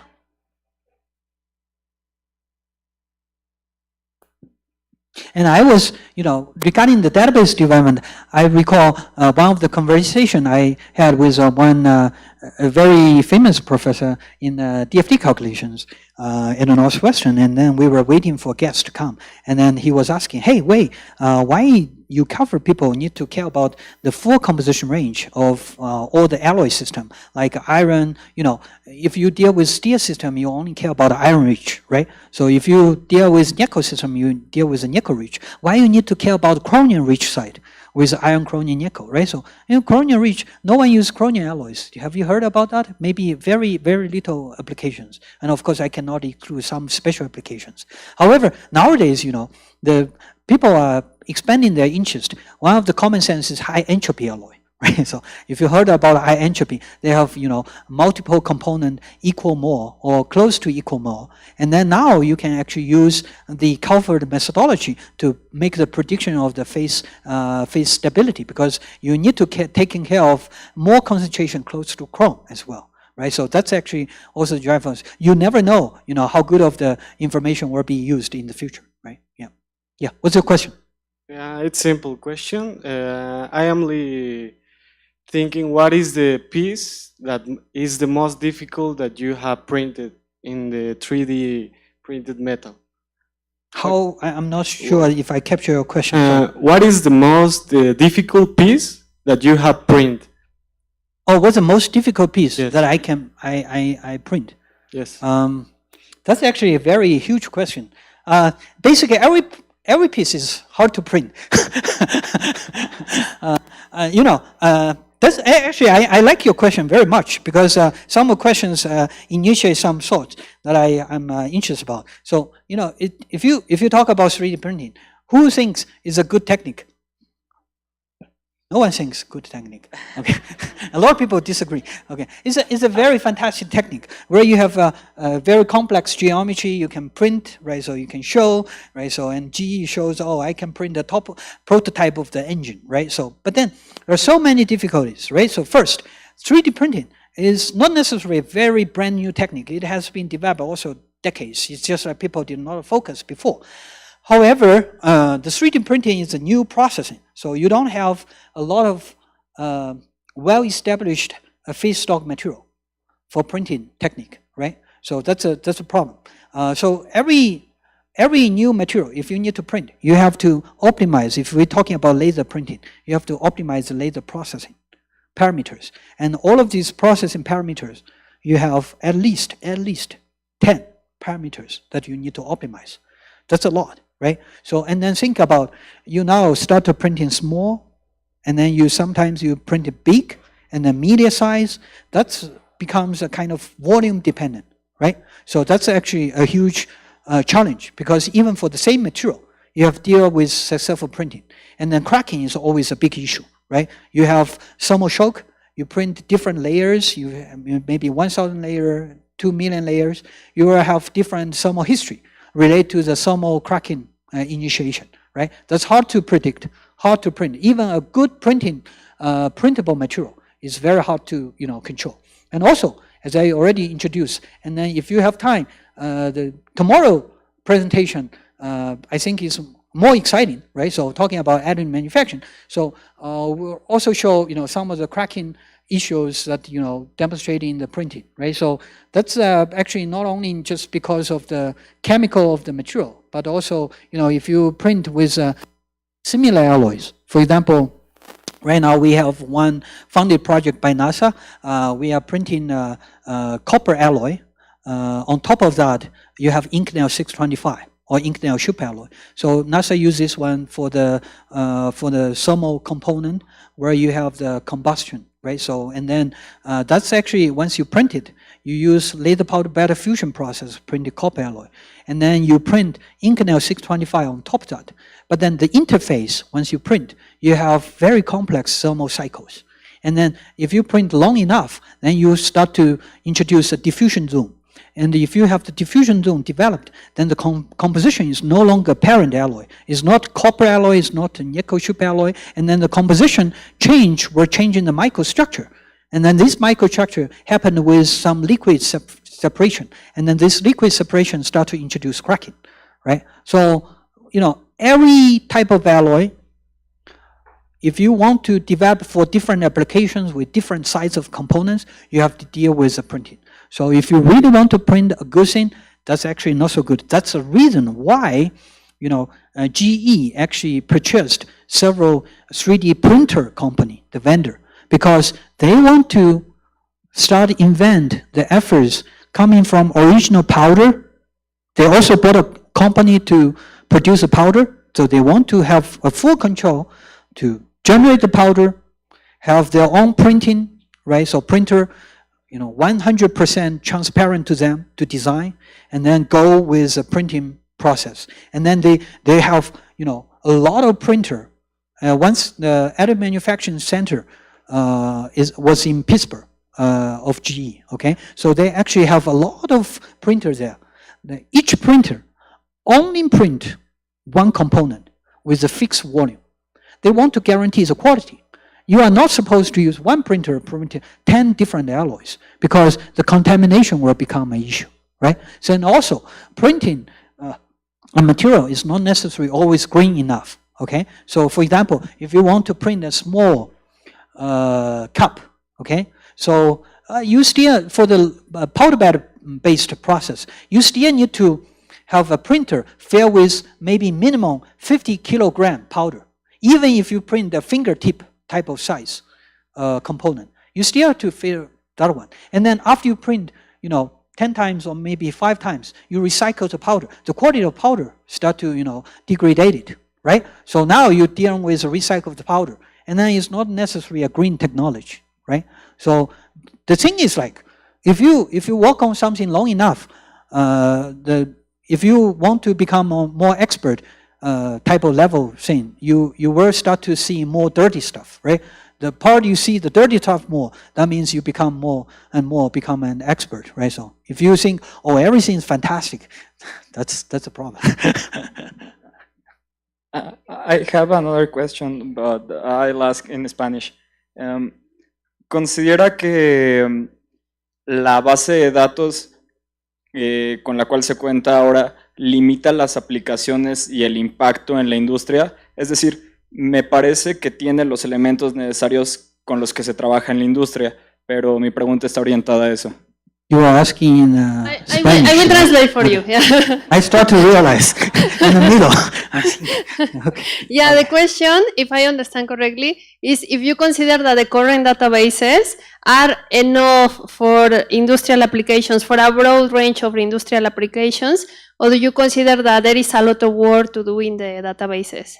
Oh, so you are asking if more efforts has to go to the database development? Yeah, certainly. Yeah, that's for sure. So I tell about my own experience with my PhD development at KTH in Sweden. So once I went there, right? So I already had a 6 years training, or even more than that, I think, on the CALPHAD approach. So I was developing a database, and once I joined KTH and started my PhD degree, and then there is a project where also called materials design, and a lot of steel companies support that. If you're talking about Swedish, right? So forest, right? So and the social welfare. The third one is steel, right? So all the steel involved, right? So and then they were supporting, say, hey, can you please develop another new database, right? So for the steel database, and I certainly, that's not necessarily a piece of cake for me, but then that's actually, easy for me. So I don't want to take a extremely easy path for my PhD thesis. So instead, I start to look into the detail for some of the binaries. The binaries I look into is actually iron chromium. So the iron chromium, I look into that, and actually for the metallurgist, people always focus on the phase information, phase formation. However, some of the properties, such as magnetic transition, that is not well known, and people pay less attention, right? So, and I dig into the magnetic, because if you remember the equation of the Gibbs energy, there is a magnetic contribution there. So I went to see that, and the magnetic phase diagram was actually wrong in the iron chromium system. The Curie temperature assessment shows about like 200 degrees C difference regarding the experiment data and then assessment data. And I went to that and I say, hey, this is wrong. If you generate any magnetic ordering energy, it will be wrong, okay? So at that time, I start to reassess the iron chromium phase diagram with the CALPHAD approach. And then my version is 11th version of the CALPHAD assessment of iron chromium. That means, 11 publications about iron chromium calculation phase diagrams. So you can always improve. And once I went to that, and I started to dig into iron-nickel, and I started to find iron-nickel is a very important system for the Martin-Sitka transformation. If you're talking about, Martensite formation. And I further went out, and I say, oh, T0, you understand T0 curve is actually crossing with the MS temperature. And I find, oh, one of the intrinsic problems is actually come from the magnetic again. So I went to there, I fixed the magnetic phase diagram. It shows improvement. And I further went to the magnetic model of the CALPHAD approach. I find, oh, gosh, the magnetic model of the CALPHAD approach was wrong. And I further revised the magnetic model of the CALPHAD approach. And then that's actually basically compile one important part of my thesis. And I further extend the study of the phase field simulation. So that's the story tells you is, in the beginning, once I joined, and they asked me to do at least 6-component database development. And then I end up with my thesis to develop some models and database files for only 2.5 binary systems, right? So that's the thing. You always can find new stuff in the well-known systems, well-known studies. It's determined by how careful you can evaluate, how much in depth you can evaluate.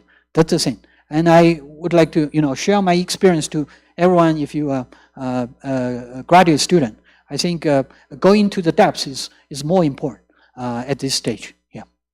And certainly we need more database in order to empower the CALPHAD-based ICME modeling and design. Yeah. Thank you. Some other question? Spanish, English, Chinese? Okay.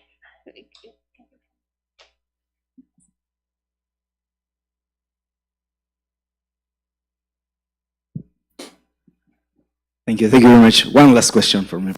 Regarding an example that you show us in the aluminum nickel silicon system, sure. Yes, you mentioned how using the CALPHAD approach, the diagram changed a lot. It was more defined. It was better than the experimental one.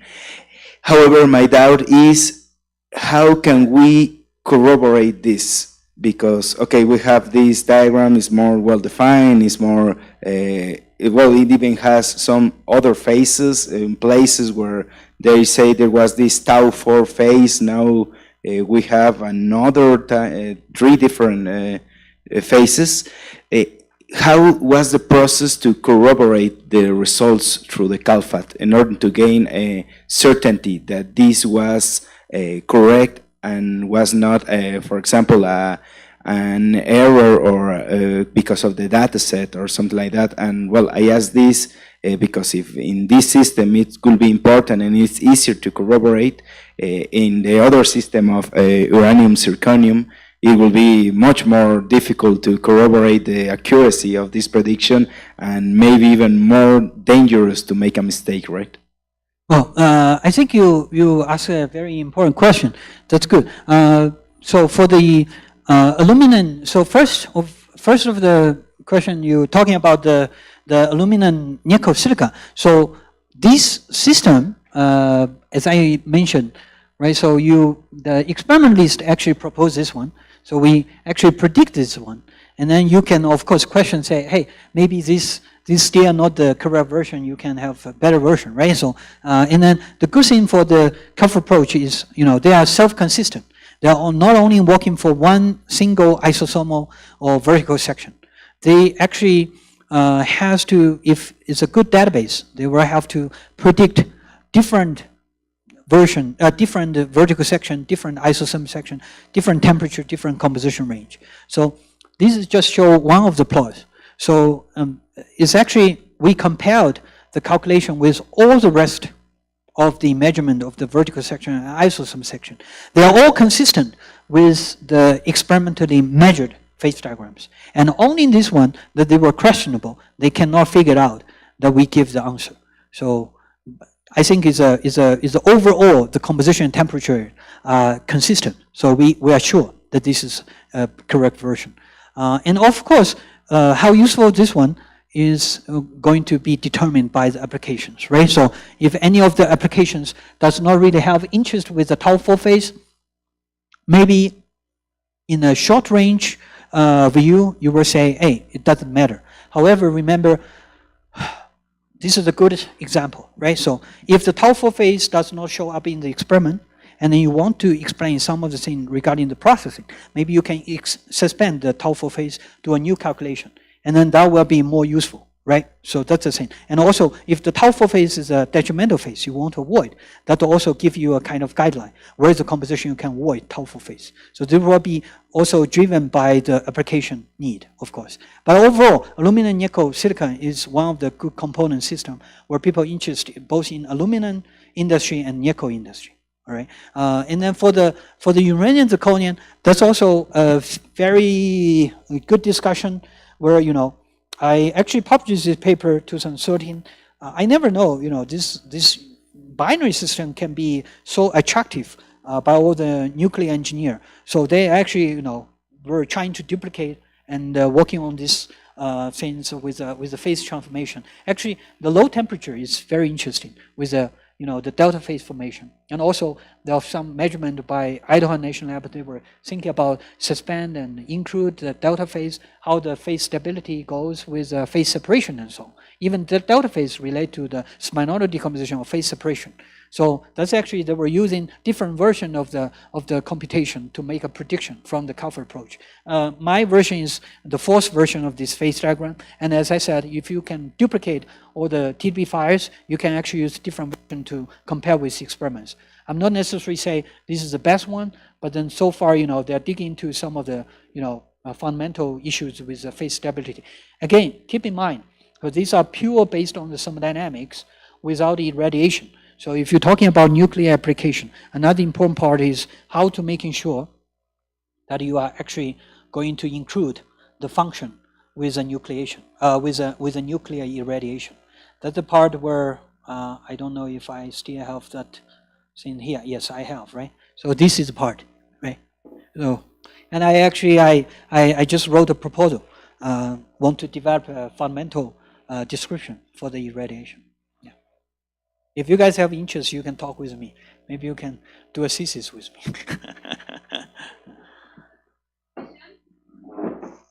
Well, okay, one last one about that. That same problem.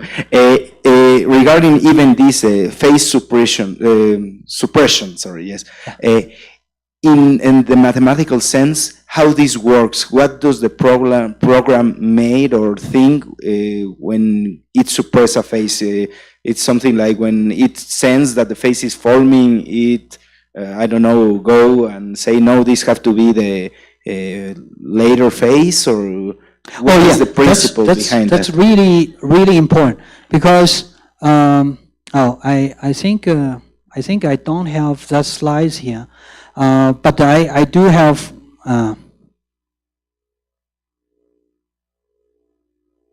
yeah, I don't have that slide shows up here, unfortunately. But then, you know, simply talking about this, okay? So you have this phase diagram, low temperature, and then this low temperature here, if you plot with the spinodal decomposition, I don't know how much you understand spinodal decomposition.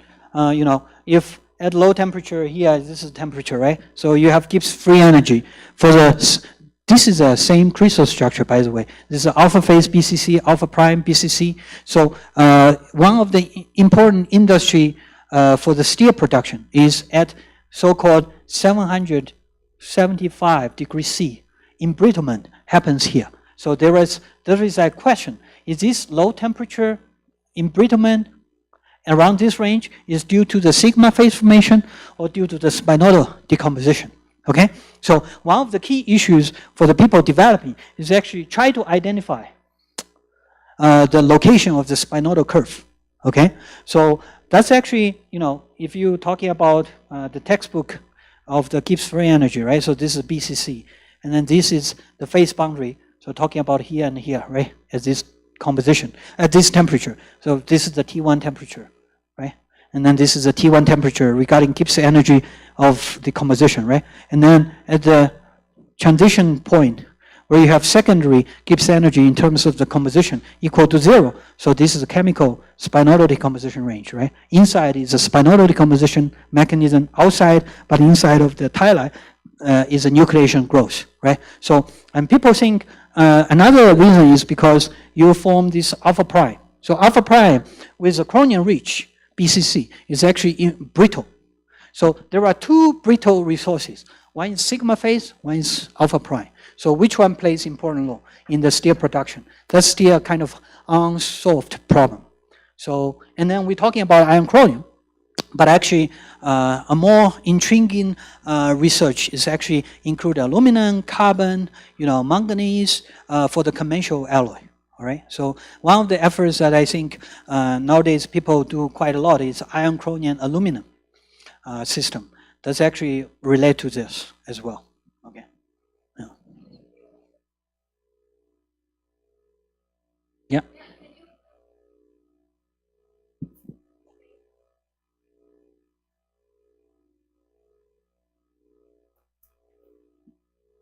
Well, hi. Well, my question is about, in every phase diagram, there are two parameters, the temperature and the composition of the alloy. When you were showing us the app, the software, you configured the elements that make the alloy and the composition in molar fraction. But I wonder if it could be possible to configure it to consider other parameters as the pressure. I think I saw that in the app, you could configure the pressure, but it doesn't show it in the diagram, if it could be a variable. And I want to know if it could be possible to configure it to, view how changes the different phases, changing also the pressure. Mm-hmm. Yeah, so pressure is certainly a kind of intrinsic variable that you can also consider. And actually a lot of people doing this, not in metallurgy, unfortunately. Metallurgy you always need, right? So because you prepare the alloys with the forge, right? So you press the materials and so on. But more and more people are actually using this for the geophysics. They study, how the rock of the face in the rock change with the different depths into the earth, and then you have much, much higher pressure. So that level of the pressure will be more impact on the phase transformations. But then if you're talking about pressure variations, I did not show here, but then very typical use in the metallurgy is actually the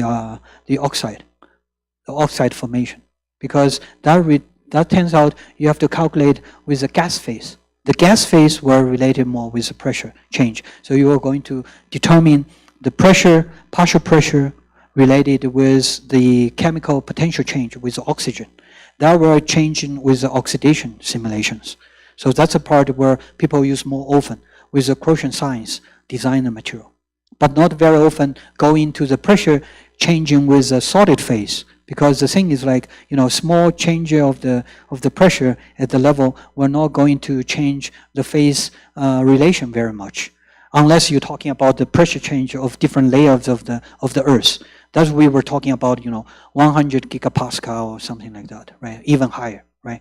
So, or maybe 10 to 6 gigapascal, that kind of level. That's really high, yeah. Thanks. And something else, are there other parameters that could affect this transition of phases that, well, I don't know, So another thing that you can do is actually pH value. pH. You were talking about some chemistry reaction related. You can also do that. I did not really show the presentation here, but I did a presentation. So I worked with one graduate student at Northwestern once I was doing my postdoc there. So his project is actually to simulate the phase diagram of bacteria flagella. Bacteria, that's a kind of biosystem. So it turns out bacteria flagella actually has different motion determined by the temperature, pressure, torque, and then the pH value. And actually we were using the similar CALPHAD methodology to predict how the environmental change were changing the bacteria flagella motion, because every configuration of the helix of the bacteria flagella will be determined by these three parameters, and you can actually introduce. But also another thing that I talked about already is that physical contributions to the Gibbs energy. As I said, in the nuclear science, you can actually, irradiation dose is one of the parameters you can also use to model the Gibbs energy system. So as long as you fit all the information with the CALPHAD methodology, that's actually possible to do. And of course, if you're talking about the detail, how good are the physics based and so on, there are many more issues, right? So because if you're talking about pressure system as a variation, then people will say it's not necessarily be based on the Gibbs energy. You have to consider Helmholtz energy. That's actually, another thing that, go to another level to discuss. Yeah. Well, thanks. Thank you. Do we have a last question? No more. Spanish or English? No? Okay, so... Oh. Well, it's related. I couldn't come to the half of the first part of the second part, the first half part. But when you were talking before about this like Venn diagram with the circles related to the tool, the database, and the experimentation to validate if this program is working, ignoring the other tools that are more related to diffusion and precipitation, is there any benchmarking that if you maintain constant the database and the experimentation, is there any difference obviously between the mathematical process, but are there these reunions to validate about phase diagrams? Oh, you mean how to benchmark and validate all the database accuracy? Right? With the COSIN tools. Yeah. So that's a good question. So for the CALPHAD, as I already mentioned, the spirit of the CALPHAD is trying to develop database which can be capable of predicting all the related properties as a function of the whole composition range and temperature range, right? If you bring pressure, whole pressure range. However, that's not necessary to be always achievable, right? So more information actually based on the experimental availability. For example, as I said, if you develop a iron, chromium, nickel phase diagram or diffusion, you certainly can find a lot of people would focus more on the iron rich and the nickel rich. You don't have a lot of data from the chrome, all right? So if you can find a lot of literature and want to use iron, chromium, nickel database to design the steel and the nickel, that's actually not so difficult. You can find literature, okay, published for this. However, if you, nowadays you say, oh, I want to 3D printing a kind of iron, chromium, or stainless steel, iron, chromium, nickel, with maybe the chromium nickel alloy, right? So chromium nickel actually also a very popular alloy. And then you may have to discuss about more chromium rich region. And then at that time, if you want to do some of the calculations, then you have to design specific experiments to verify the accuracy of the database. That will become the benchmark of your evaluation. And more important thing is like, we have, again, so as I said, if you're talking with some people, honest, I'm an honest person, so apparently, so people will tell you the method will work and also tell you the method will not work. So as I said, CALPHAD is not necessarily always high fidelity. You could have low fidelity, you could have low accuracy, it depending on the availability of the experiment supporting the CALPHAD database development. Okay, so if you go into the database where it's not based on a lot of experiment data, but it's simply extrapolation, you have to be aware of the discrepancy and then always do your own in-house experiments to verify the model, calibrate the model. And once you calibrate the model, that becomes good because, see, if you have a new alloy, you want to change the composition, right? So very often, people just want to know if you add in 1% aluminum versus adding 3% aluminum, 5% aluminum, how the change of the phase stability comes. You don't need to exactly pin down how much of the phase fraction will be, okay? Because you can always say, I predict the tendency. Adding more aluminum will increase the FCC fraction. That's already good because you can actually do one critical experiments with the aluminum content that you are interested about, and then just do one measurement, and then just calibrate the model.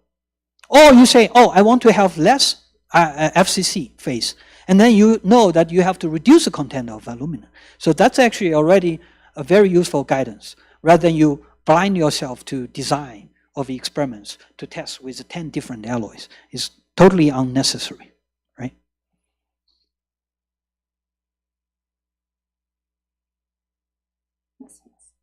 Thank you. So I think that we are already over time, and I think that Professor Xiong must be also a little bit tired.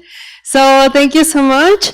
I want to say I think we all agree that we have learned a lot, and we are all very happy and very glad that you are here. So I will read the certificate of appreciation for Professor Xiong. It says, Metallurgical Engineering Department of the Chemistry College of the Universidad Nacional Autónoma de México appreciates Professor Wei Xiong for delivering the invited course, CALPHAD, a fundamental approach with tools for materials design.